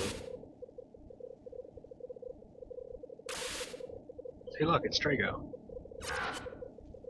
Oh yeah. Oh, rip Strago. Oh, never mind. Couldn't get him. Yeah, so we're coming here to get Odin, who we're going to upgrade to Raiden, and fight the blue dragon. One of the more trolly dragons, too, just as far as finding it in the first place, because you need to press a hidden switch that you're probably not going to find unless you just so happen to talk to the NPC that gave you the hint on it.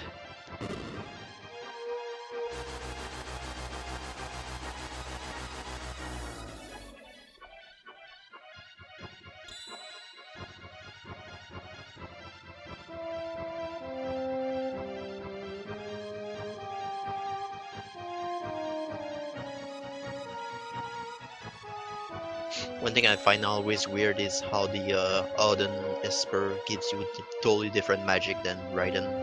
Yeah, and it's also in the Super Nintendo version, it's the only Esper that you can get speed stat boosts from, too. I know in the GBA version, one of the new Espers added has speed as well, but here it's just Odin, who you lose when you get Raiden.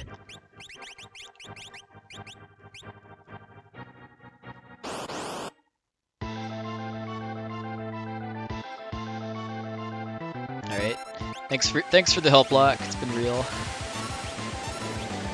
See ya, nerd.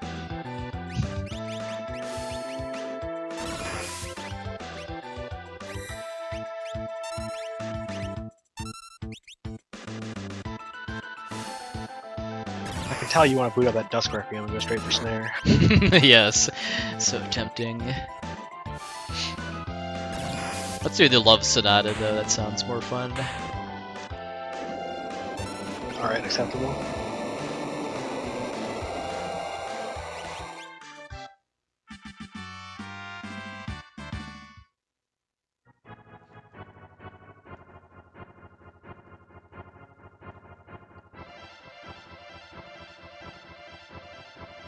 So yeah, all of the dragons are worth 10 AP each, so that lets me learn some pretty expensive spells without having to farm any extra battles. Kind of makes me sad that you're not getting offering in this round though. Yeah. There's a cool boss and the offering is pretty OP if you combine with other stuff. Yeah, like the Like- like the Valiant Knife or the Atma Weapon Sword. Yeah, the classic is the fixed dice Mhm. offering. The quick kill for Katana Soul is pretty fun too, because you basically confuse him with either the Noise Blaster or Stray, then have him kill himself. Noise Blaster. There's something I need to route into more random fights. Yep. If for whatever reason I ever wanted to do the Phoenix Cave without like good magic stat and stuff, where am I going? Without good magic stat and stuff, I would use because the phases can be confused. Because there's actually there's a route that I've seen some Japanese runners do where their 6th character in World of Ruin is Locke, and they do a build on him where they have the Valiant Knife, the Offering, and the Quick Spell, which actually turns Locke into a pretty big tank, surprisingly. The downside of that, though, is that you have to do the Phoenix Cave to get Locke, and you have to do it before grinding. Which takes approximately 1 billion years. But at least you're having fun.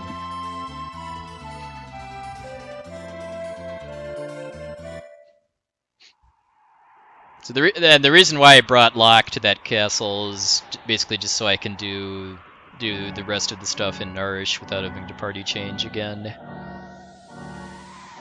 Because Locke, fortunately, does not actually need to be conscious in order to unlock doors.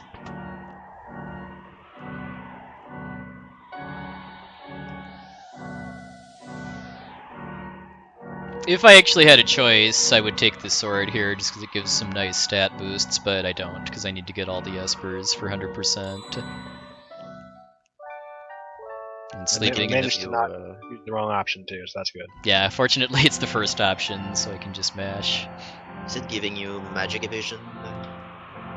I know Illumina does, but... I know Ragnarok is magic power.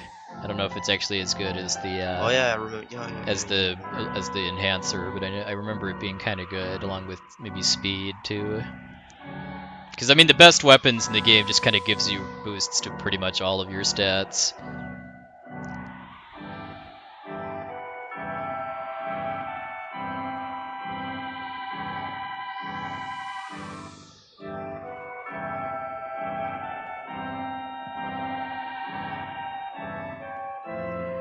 This dragon here really reminds me of the fire dragon from Chrono Cross. This tiny little sprite that's gonna massacre you if you just fight him without knowing what you're doing. And Yeah, he's pretty hard to beat because he's doing physical attacks and magic. So.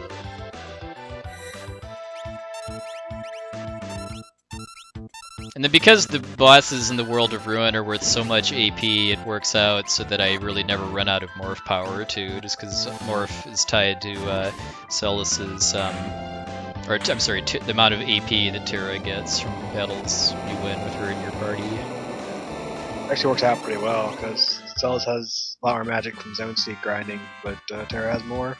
Yeah, along with Zone Seek magic from World of Balance too. Yeah. So she's pretty much as strong as Celis in morph form, despite being a much lower level.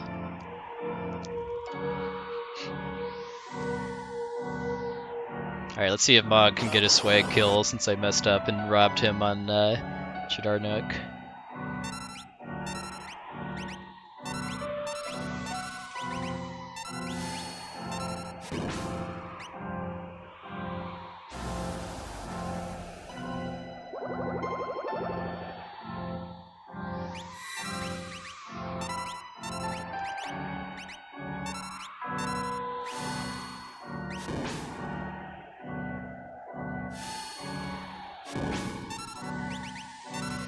Those are the numbers I like to see. Bye bye.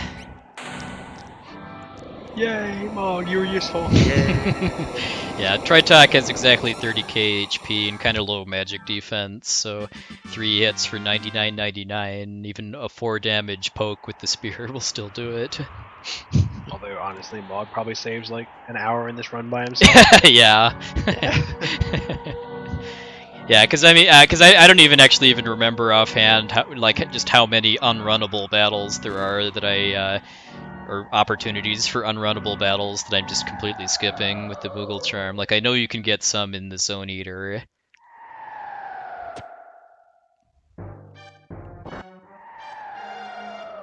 Apparently, you can walk in this cave before the music starts, and that's weird. I don't know why, but that's a thing. Alright, now it's time for one of the most underwhelming boss fights in the World of Ruin.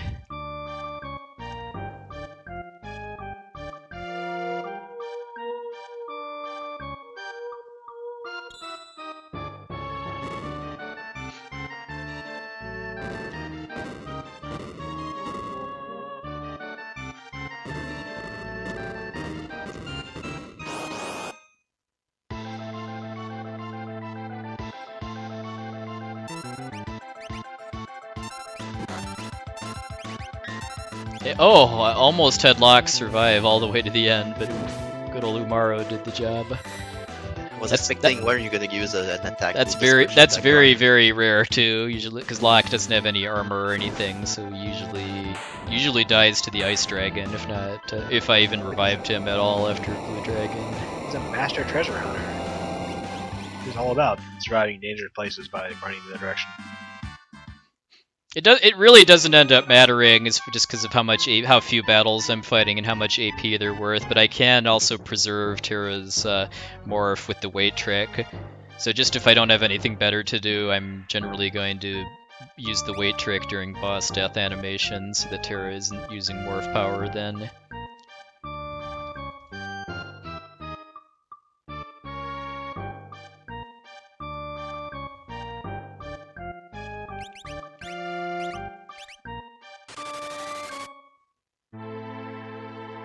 We're in the home stretch now, just one main side quest left, and then Doom Gaze, and then it's time for the tower. Science Dream. Just sign it. This one does take a little bit though. And the only reason I even have to do it at all is to get Alexander.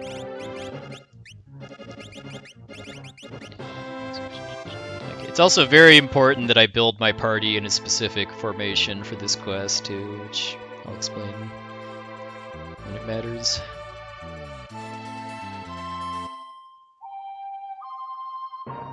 I know why. I think it's the third. Yeah, I want Bog to be in the third slot, and with Cyan's slot not counting, basically. Yeah.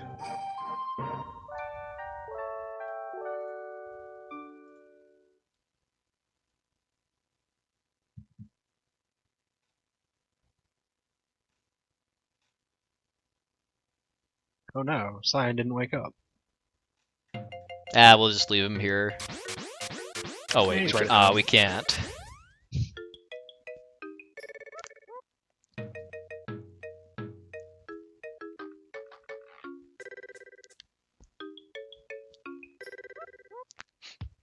So so for the first part of Cyan's Soul, the game splits up your characters and you have to find the other one. And you start with the character that was in your lowest slot, basically. Oops, went in the wrong door.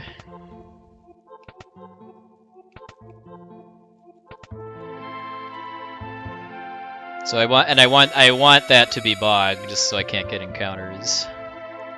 Nice, but it's what. Yeah, that's always a good palette. Yeah. Then the game can't really handle both, there's some kind of overlap, I guess, between Gogo's palette and the background.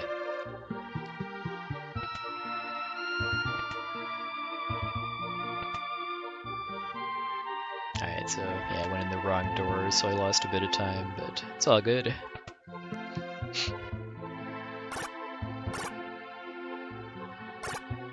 I like to think this fight as the Mega Sister fight of FF4. Yeah, it really is. They even have Delta Hit, too. But how are we gonna cast Meteor on them? Where we're going, we don't need Meteor.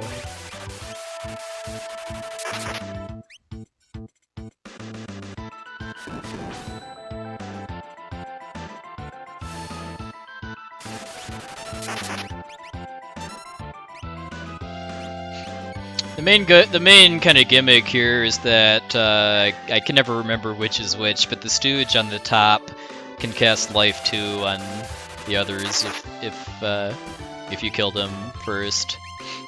Yeah, the top can revive. Curly, That's I want to say, great. is the top one. The top one is the middle Mega Sister too.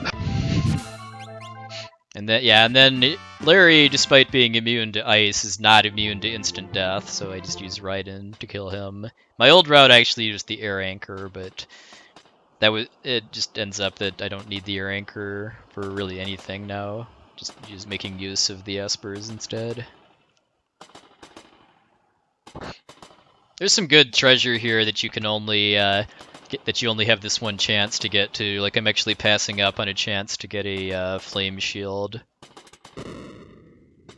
just because it would require doing a going into another train car and doing a short mini game that just doesn't end up being worth it. Sometimes you just have too much treasure. I am Just getting that don't ice even shield need the rest though. of it. And this train is mostly a puzzle kind of thing, so basically all this whole sequence of the dream, the science dream, is kind of a quote-unquote nightmare for casual playthrough because there's so much stuff that Yeah, I like to call this the Phantom train too. yeah, it's There's a really fun graphical glitch that you can do in this area, by the way, too, right here, where are you gonna swap? Yeah, are you gonna do it? Or the swap magic trick. yeah, where if you basically do some science with with changing your party formation, you can actually permanently get the Magitech sprite, at least until you save and reload the game. Yeah, you have to go in the menu and swap party leader, and because the game is gonna unload only the top. Yeah, party because member. basically when whoever your party leader is gets the Magitech sprite applied, and if you change party leaders, they get that too. But when you leave that section, the game only removes it from your party leader, and it's actually a lot more complicated than that too, as far as if you actually want to give Magitech to all of your characters, like Essentia and I have both done as a donation incentive for charity marathon runs. Just because there's like a priority system based on like which memory slot the character has, as far as like how you can give Magitech status to others without being in the dream. Yeah, there's a tutorial made by Essentia on YouTube somewhere for that, but it's just cosmetic. There's no real value. Yeah, it is possible to get Magitech in battle with the sketch glitch, but this one is just cosmetic. It's very funny though, especially because you still have Magitech for the ending. Which you don't get in Sketch. You don't actually get the sprite out of battle, you just get it in battle. Alright. Now for another thing that's probably that was rough for a lot of casual players' first playthrough was this boss, which we're gonna choose out. Yeah, the way this fight works is it's really not really well explained, but the boss takes control of one of your party member, and if that party member is being critical, the boss respawn so he can hit it. But it's not really well explained. Yeah, and the Raiden is not guaranteed to kill both of them, which has to happen for the fight to end. But if I missed one or both of them, I would basically just have Go-Go keep mimicking until it works. If I wanted to actually fight Rexel, quote unquote, legit, I know exactly how I'd do it too. I would arrange so that I would end the Stooges battle with only Mog alive, and because Rexel can only possess characters that are alive at the time. So if you enter the battle with only one living character, you'll know who he possesses, otherwise it's random. So then I would basically just kill Mog to release Rexel, or I would have Mog revive my other characters, kill Mog to release Rexel, and then kill Rexel with ice spells, because he's weak to ice. But that's slower, so we're not doing it. Yeah, just get lucky instead. It's faster. It's always faster to get lucky. Yeah, and if you're right and miss, you can always mimic, so... Yeah. You can use X-Zone too, but I have no other use in my route for X-Zone, so I just use Raiden and Mimic. I guess the main benefit would be that you can do wreck zone more than once if you miss.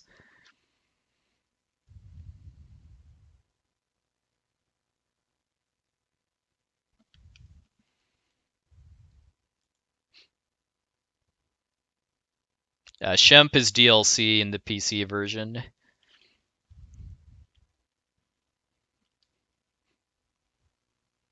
So for some goofy reason, even though the whole point in coming here was to get Alexander, and you can see the Magitech sprite after you beat Rexel, you have to actually walk back to the throne room and pick it up. They're teasing you. Like the suspense is killing you. I want to get it. That's probably the intent of the developer, probably.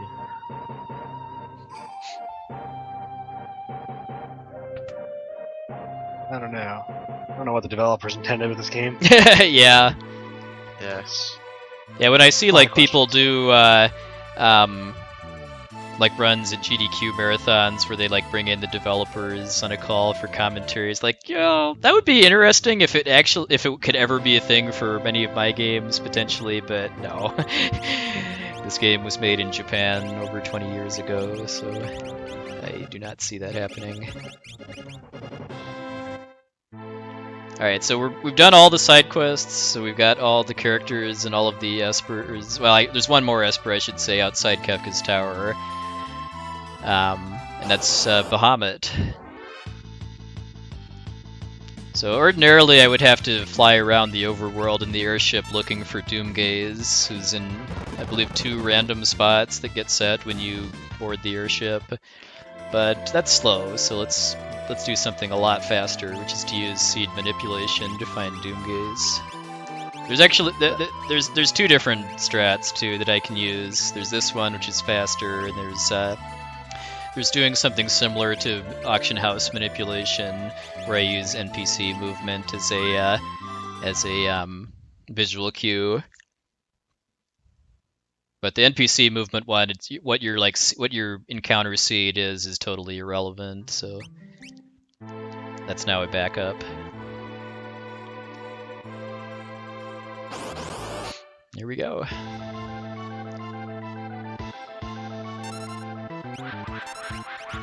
So the main important part about routing all these categories is not having your party at level 5. So. Yeah, you kind of don't want the whole party to be level 5, that's for sure. The reason I'm doing Doomgaze dead last before I enter Kefka's Tower is just because of how much defense he has. He has about 55k HP and automatic shell and protect. And he can run away starting, and I think it's his 3rd turn. So I save this until after I have stuff like Pearl Rods and the Fire 3 spells so that I can guarantee killing him before his first chance to run.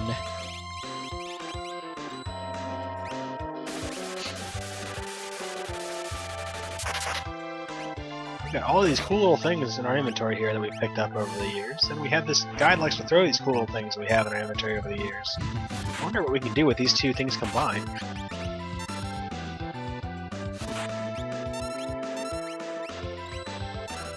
And then you're getting a nice good proof of why I do Carbuncle too, just because of Doomgaze. Well, Ice 3 isn't really too dangerous, but Doom is.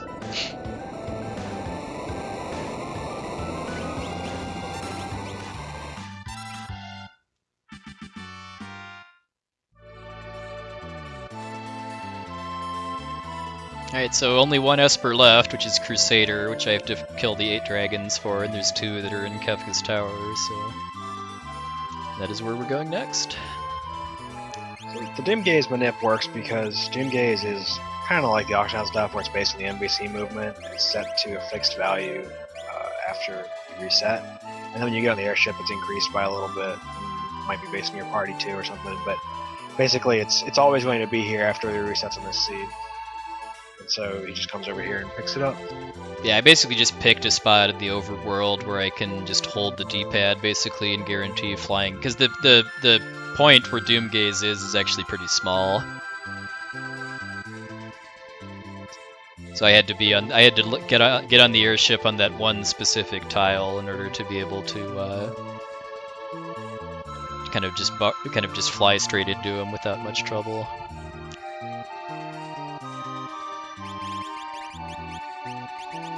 And it's finally time for Kefka's Tower. Full parties all around. Yeah, I think this is a lot more exciting in any percent when you have a lot fewer characters and resources and are just kind of trying to scrape by a victory, basically. But this has some.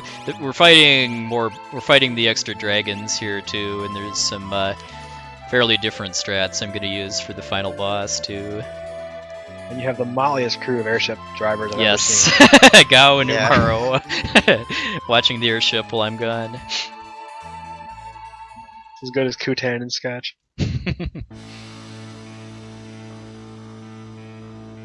Oh, and then also before I got in the airship to find before I reset as part of manipulating Doomgaze, I also forced a battle, and that's to zero out my threat, which is a variable related to encounters that gets preserved through a save and load. And if I didn't do that, I would actually get an unrunnable encounter on the first screen of Kefka's Tower.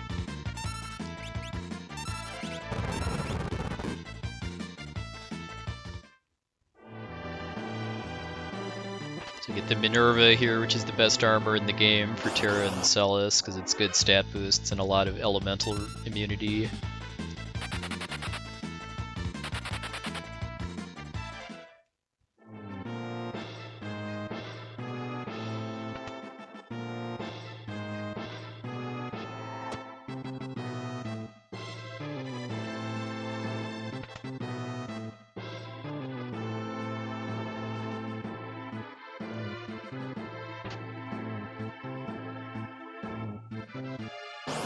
I have to kind of stop and think a few times too, just because the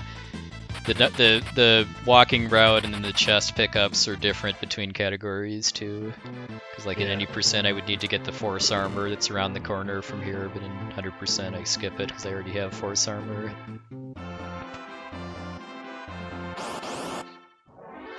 And I also need to fight the dragons. Although dragon in kind of a very loose sense, especially with this one. Looks kind of like a dragon. It looks like a dragon on the overworld sprite. It's like a bone dragon, or like a zombone sprite, but green. I think that's the one.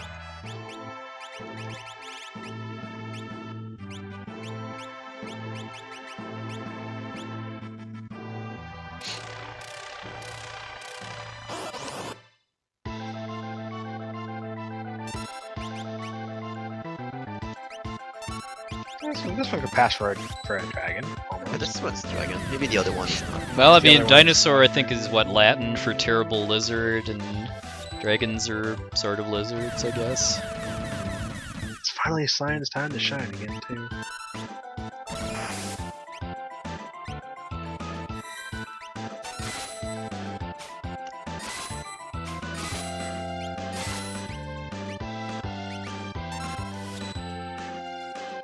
Yeah, so this party is just kind of designed around both Bum Rush and then also getting to charge up Sword Tex for Cyan during the Bum Rush animations for a bit of extra damage.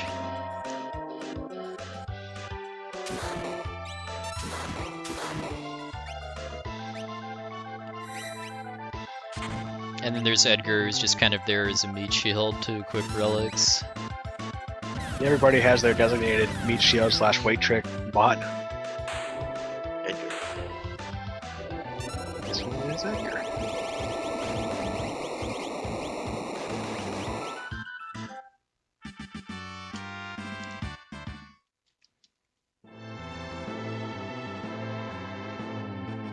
One dragon left. Yeah, those text messages for the dragon counter always remind me of the genocide messages in Undertale.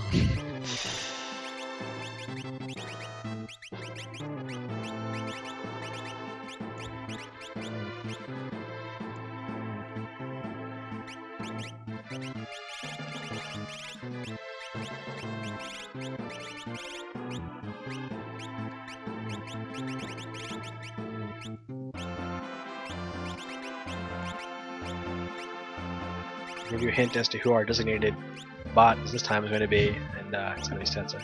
Yeah. Yeah, hint, it's generally whoever gets the sprint shoes. Oops. Setzer at least do have the courtesy to give armor too, since I would like him to survive at least one mini-boss here to learn slow.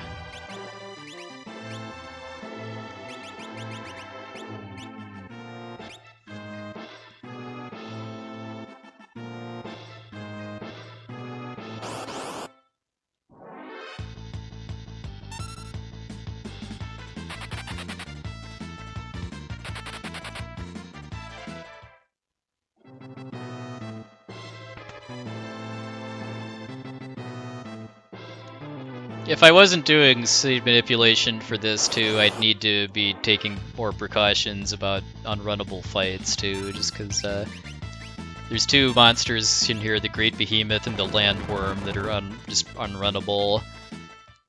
So I would need to have some plan and stack for actually fighting random encounters if necessary.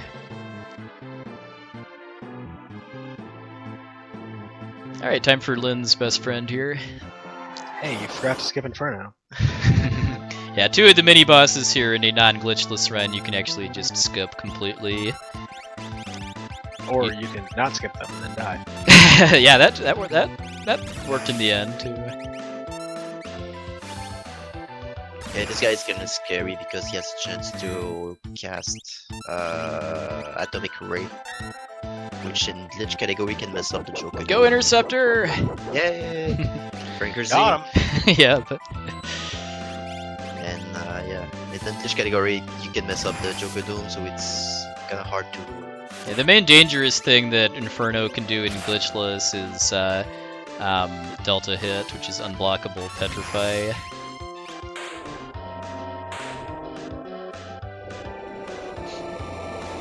On this one it's mostly easy.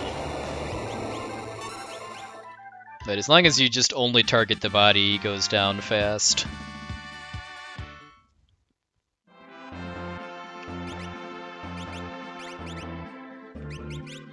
I don't actually have Life 2 yet. Thought I'd be clever and save some menuing by using Life 2, but don't have it yet.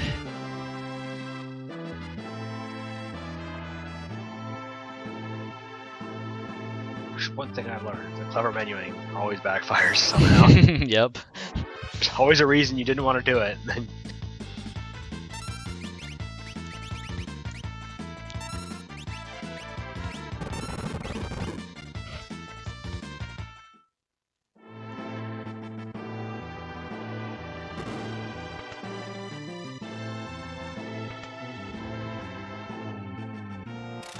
Alright, last dragon. This one's even easier than the gold dragon. It's kind of just kind of disappointing that the dragons that you have to enter the final dungeon of the game to fight are not really all that Scary. It's also absolutely, definitely a dragon.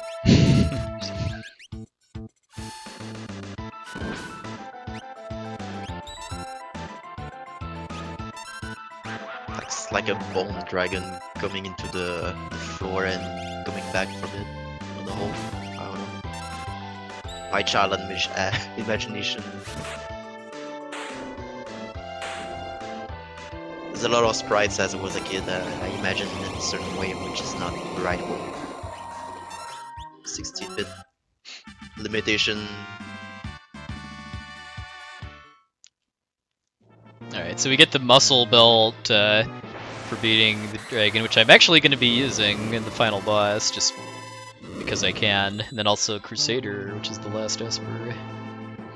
Not really all that useful for all of the work you have to put into getting it, but you get a lot of really good stuff for fighting the dragons, and if you want to get a lot of MP, you can get 50% MP bonuses from Crusader, along with learning Meteo and Murton. Both of which are kind of bad compared to Ultima, which you can learn much earlier, but it's there. So after killing the last dragon, there was like a certain text box that mentions like the evil is being released or something like that, which is not really wasn't really well understood back then, but it was because there wasn't then the boss battle optional. Oh, the That's Tsar still in the Dragon. game. Yeah, Xar Dragon, but it's still in the game, but wasn't really made into the final game. Yeah, But they this put they put Tsar Dragon into Mario RPG instead, I guess. and the GBA version. Yeah, version it's called 6. although it's called Kaiser Dragon in the GBA Yeah. version. And it makes there was the Geyser Dragon also has the translation as well in the game, Mm-hmm. but there's no AI script. So Yeah, like it was- I've seen like videos of mods and hacks for the game that actually make the Tsar Dragon fightable. Because I think it has like the same sprite as the like the Dirt Dragon and Tyrannosaurus. Although in GBA and PC it has a unique sprite.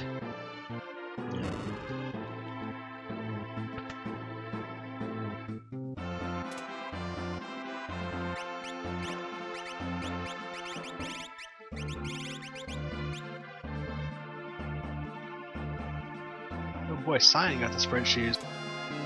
Yep. Luck of the draw for being who my cursor was on.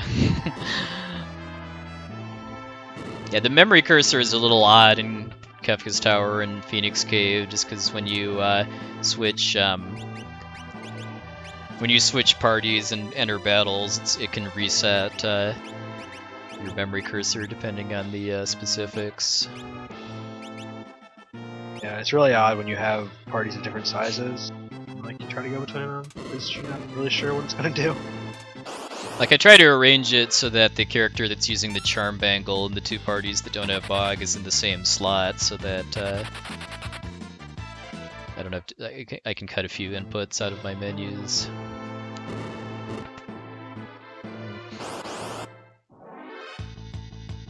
Alright, these things are pretty dangerous in any percent because they all use a confusion attack on the first turn. If they hit both of your characters with it, gets a little dicey, but getting a preemptive helps along with having the full party. just already queue smoke bombs and Get the smoke bomb glitch, which is well worth invalidating a glitchless run.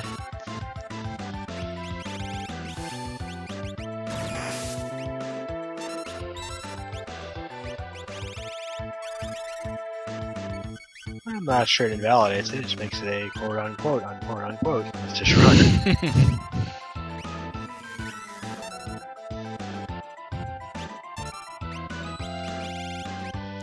The Guardian's not terribly dangerous, but it just has so much health. It has 60,000, and it can act. It does if I actually let him get going and go into Ultros mode, then he can do some mildly dangerous stuff.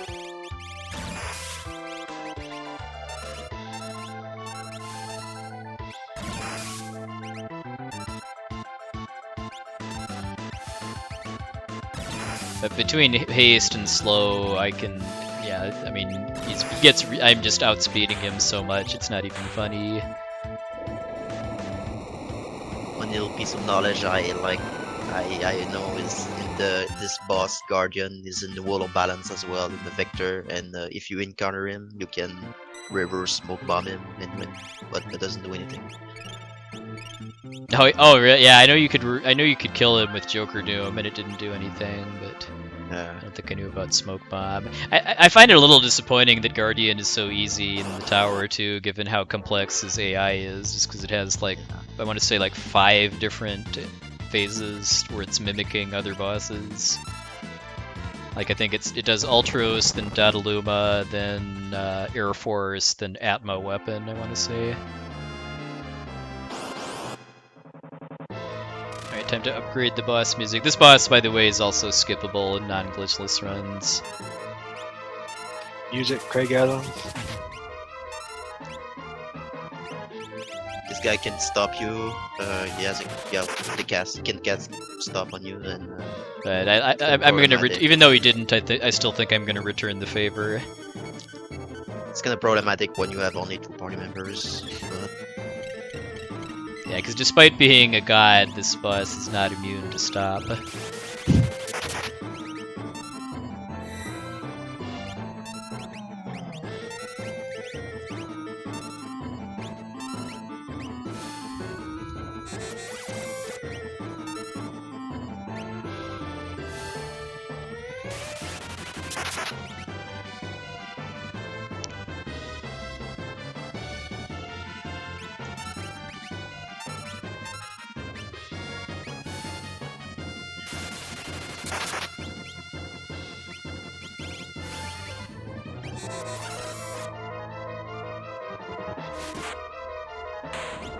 So instead I just stop him and then beat him up before his stop wears off.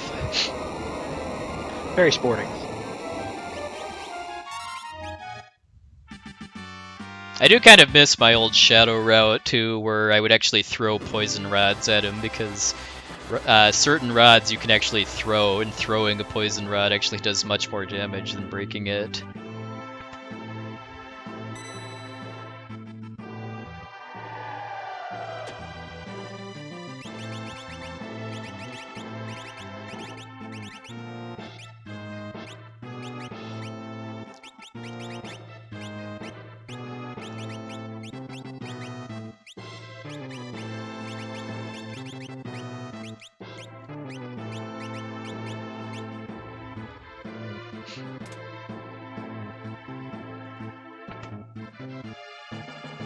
Alright, now for the one and only boss that this party fights.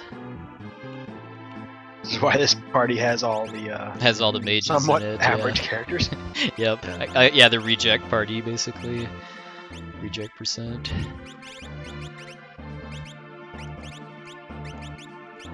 I guess you're gonna go for the counter cancel. I actually don't even need to with 4 characters. He's gonna die before, alright. So yeah, this guy has 63k HP, and you can basically kill it, but the goal is to kill it before he's using a spell called Force field. Force Field that has a chance to immune one elemental attack, one elemental spell during the fight, and if it hits Pearl, well, in 80% if it hits Pearl, because the strat in 80% you spam Pearl rods, and if Force Field it gets Pearl status, Yeah, which is 1 out of 8, basically immune. 1 for each element. It's mostly GG.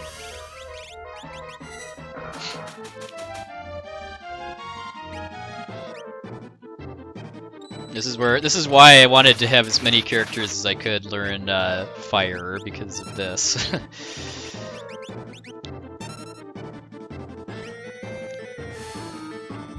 Yeah, any fire attack removes that status effect.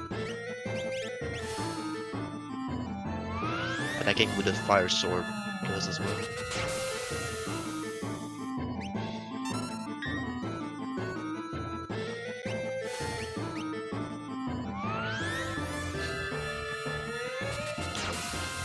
Not really too sure on the ATB at this point, so I'm just gonna wait him out another turn. Which hopefully he doesn't do N cross for.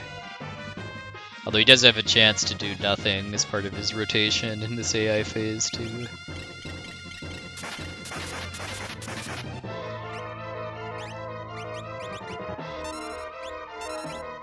Realm, quit getting frozen.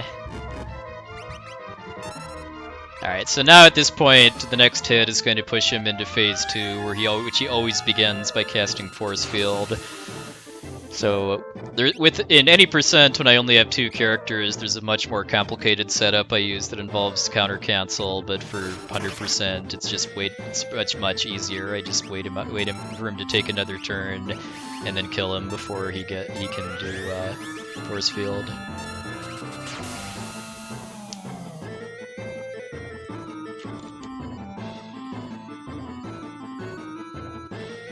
What happens if you cast Vanish on Doom? Well, watch a no sketch run and find out. At least with certain routes. Might have to find one that actually casts Vanish on him, but Well, the 6 character route I believe does. yeah, they do. I only know Baba Breath.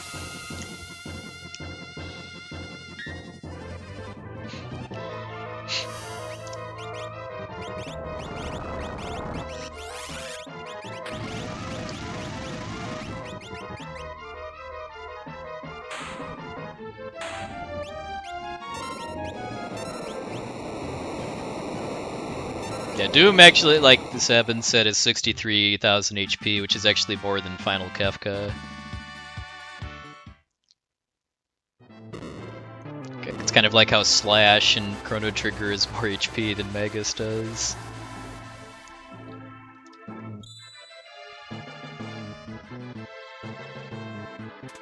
Alright, so we are done with this party now, so I take all their stuff off. See ya, nerds. Now we have to go back to one of the good parties. Has actual useful characters in it.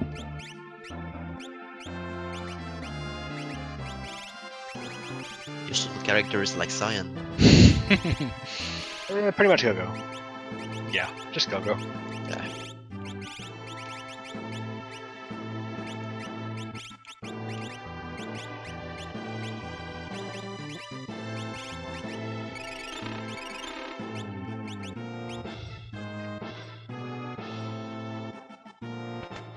Alright, should have one more encounter, and then that's the last one in the run.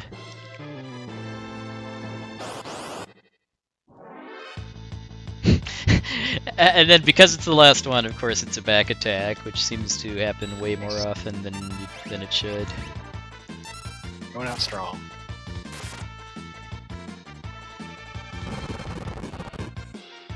Still have 20 smoke bombs, that's plenty for... Yeah, just because I just overdid it on money for marathon safety. Maybe he's got a new strategy that we don't know about. Some kind of ACE using smoke bombs.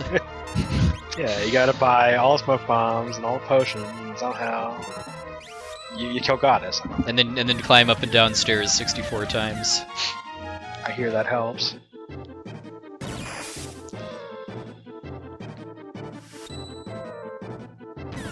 Alright, so Goddess is this has a lot less HP than Doom and Poltergeist, but makes up for it by both having nastier attacks and also automatic shell and protect. But attacks that ignore defense also ignore shell and protect. So all of the attacks I'm spamming right here go through that.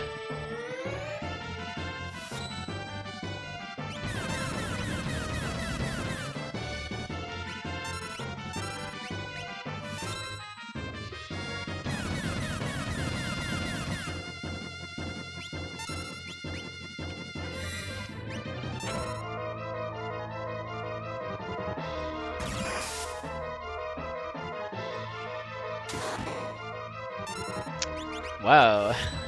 Goddess knowing who didn't actually have armor on. It's pretty rude. Edgar died a lot in this run. Yeah.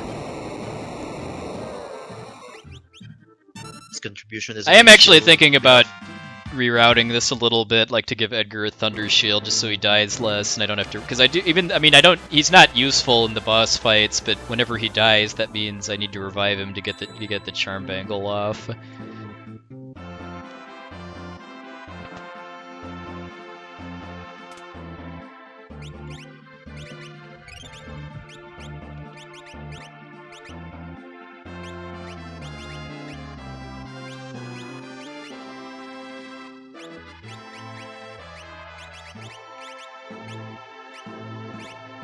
Actually, I forgot, since I already walked down here, I'm gonna go back here and save. Just in case. Usually I save with this party before dropping down, but it works out because I don't need to. It works out better this way, so I don't need to put sprint shoes back on. The last stretch here, so we're just equipping the stuff that we need for the final fight, cleaning up, and... Hey, that's who we're equipping things to, you'll know who we're going to be using. Yep.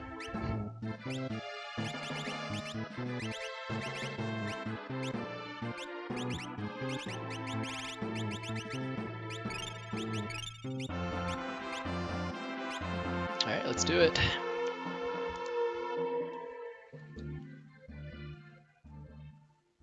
So the final boss of this game, as anyone that's played it remembers, is divided into 4 tiers. Tiers 1, 2, and 3, which are just just hodgepodges of angelic and demonic looking beings fused together, and then Kafka afterwards, and just winning this battle efficiently and safely kind of all comes down to just understanding how what each piece's moveset and weaknesses are. Like for the first tier, one of the arms is not immune to petrify or instant death. Although, you know what? Actually, I completely forgot that Terra didn't get break, so I might actually have to just kill it with damage. But that's not a big deal. And also, if the face on tier 1 is the last part to die, it will do Quake as a final attack, which I don't want to see. So that's why I'm not going to I'm going to ensure that the face does not die last. And let's see what else. Like for tier 2, there's a head on tier 2 that only uses magic but isn't immune to mute, so I mute that to disable it. In any percent, there's another one that's not immune to death, but with the strats I'm going to use, I'm going to kill it so fast that it doesn't matter. Basically, it wouldn't actually save time to use instant death on the machine head. And well, I'll get into tier 3 in Kefka when I get there.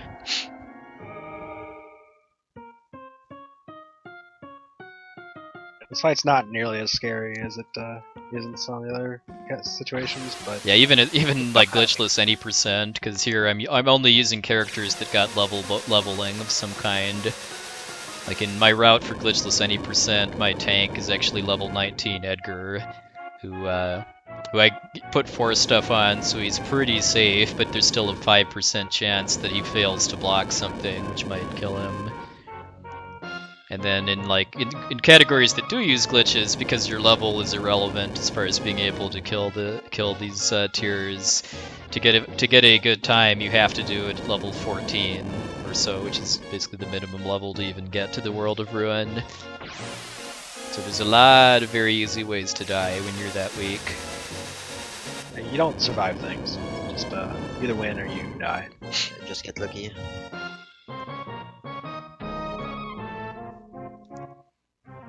But that's not this. Here we're actually equipped to, fight things mostly fairly.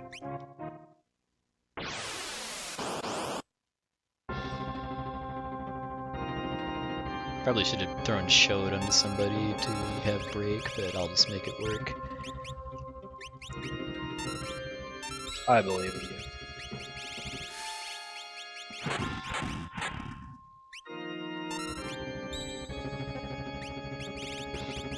Oh, I do have break. Okay. I'm not sure where I got that, but I'll take it. Maybe Celis got it instead.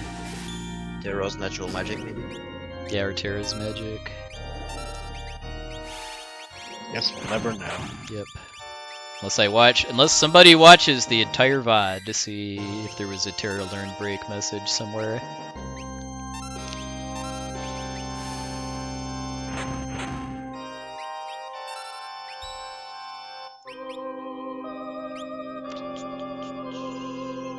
Alright, I was wondering why it was still alive. This would be why.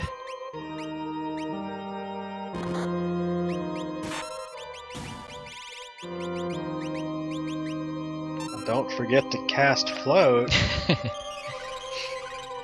And then the short arm doesn't really do anything other than physical attacks, but its main gimmick is that it has a 2/3 counter attack rate. So that's just something I need to be mindful of when I go for the last hit, because if you exit a tier in the final battle with a character dead, they get replaced going into the next tier. And just because I put all of my good equipment and stuff into these 4 characters, I very much do not want to have characters get swapped out.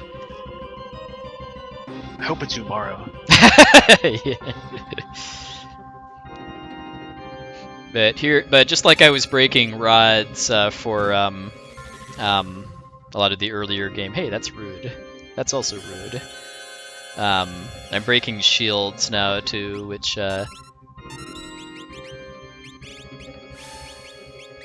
do the level 3 spell with max damage and defense ignoring, and I morph Terra so that it's just absolutely wrecking this fight.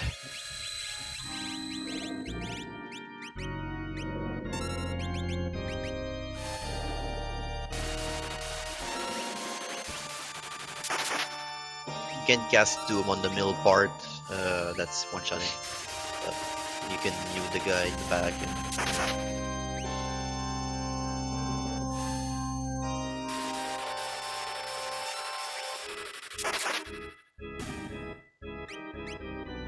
The magic head in the back is not immune to mute, and all it does is cast spells. It's not really that dangerous, but just because I'm gonna mute it in case mostly just in case I need to bring somebody back up after 10 hits, which is the blue guy's final attack.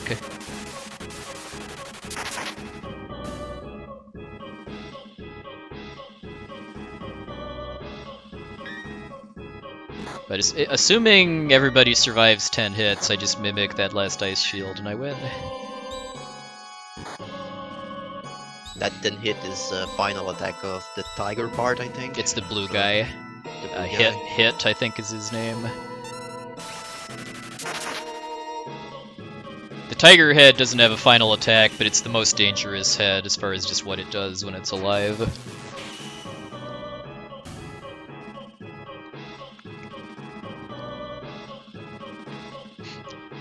Off we go. Alright, tier 3 is only has 2 targets, but they're both pretty nasty if you don't really understand how they work. The head on the left only has 9,999 HP, but it's immune to all elements and absorbs them, and it heals a lot too. So I need to kill it first.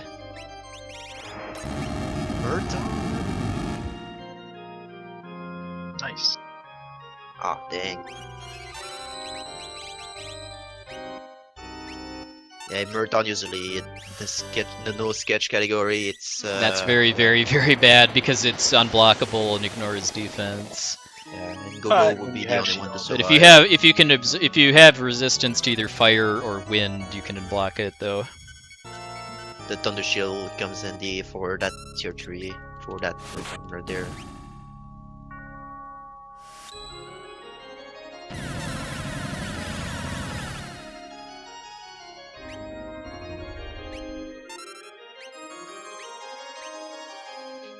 And then once that's out of the way, the next nasty thing it can do is when it's below, the right head is 40k HP, and when it's below 10,000, it starts doing Medio every turn, both as its normal action and as a counter.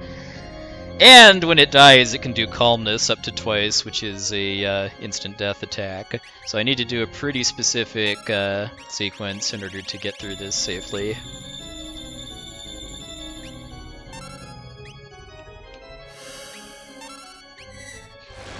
Here's Fenrir, our old buddy.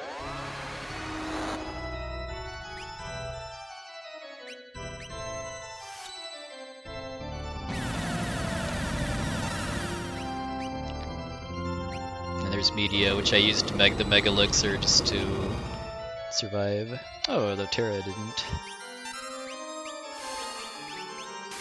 That's going to make Kefka a little interesting, actually.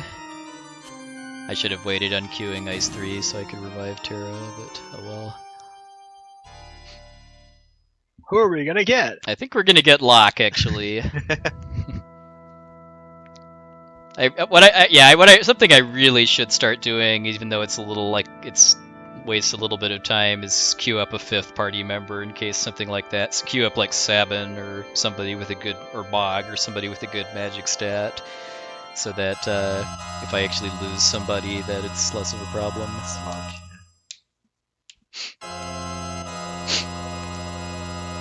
Can maybe steal from Kefka, who knows what he has. Yeah. He probably has something, I don't know. But we can't get Ragnarok because this isn't tier 3. Rip through 100%.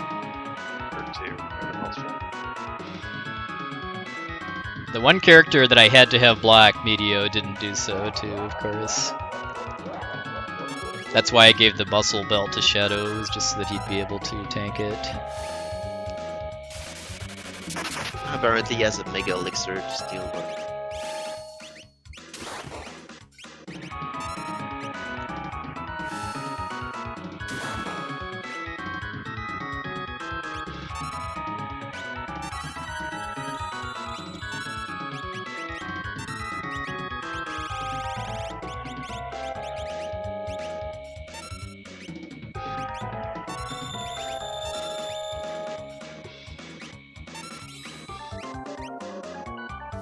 casting runic here because Kev has a chance to cast attack at hyperdrive, which is a magic attack and one shot pretty much anyone. Not so so bad. far, I was so hoping to get a interceptor there. Yeah, not one more time for the fans, fortunately.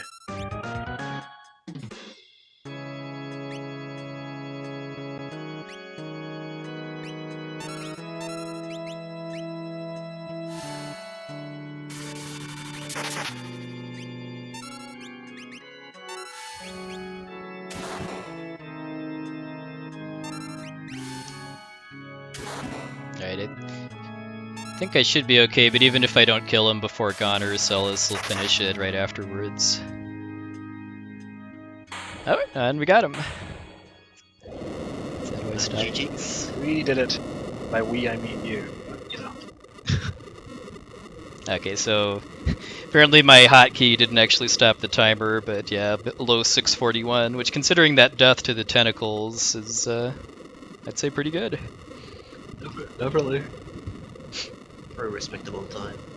Yeah, my PB at this category is 627. I'd like to push it to a 625, but I'm not terribly interested in really grinding the RNG for all characters and Espers, but I think it's a really fun run to do once in a while for a change of pace, just to see the whole game and get to do some kind of unique and cool strats. Yeah, there's a lot of routing went into it, I'm sure. Yeah, the routing is definitely, for me at least, the most fun part of the whole process too. Yeah, routing this game is kind of fun if you go for Roller Run. Well, balance is pretty much optimized, but there's nothing more routing to do. But Roller Run is open and a lot of options to do. Yeah. So I guess Feasel or Mythical, whoever's around, how are we doing on the schedule? Just because if the ending to this is 23 minutes, and if you just want me to cut and move on to the next run, we can certainly do so. Or if there's time to kill, we can play out the ending.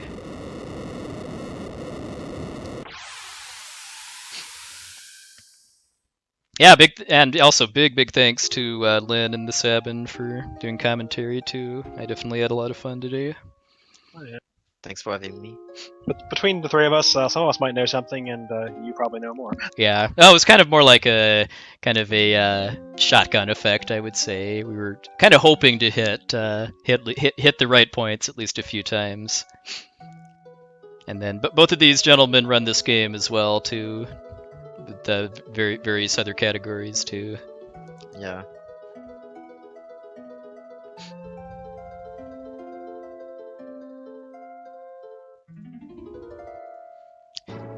I mean, just because I'm mostly used to any percent categories, it does kind of feel weird to actually see all of the character endings and the ending to 100% too. Because if anyone hasn't seen an any percent style speedrun of FF6 before, during this part, any character that you did not find in the world of Ruin, instead of showing you kind of their part of escaping from Kefka's tower, it just shows a grayscale scene of their home, basically.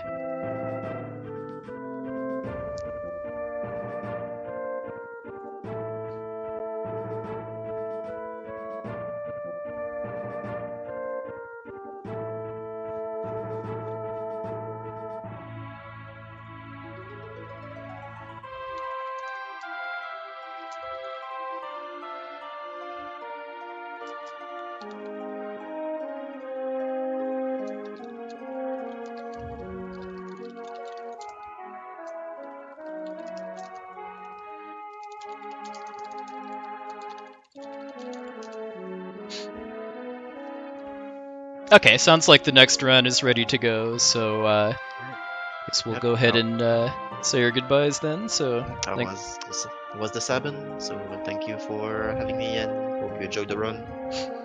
yes, Thanks and for having then thanks for watching, everybody. I actually don't remember what's up next, but Mega Man X. Mega Man X. Oh, nice. That should be a pretty good run MMX1, / race.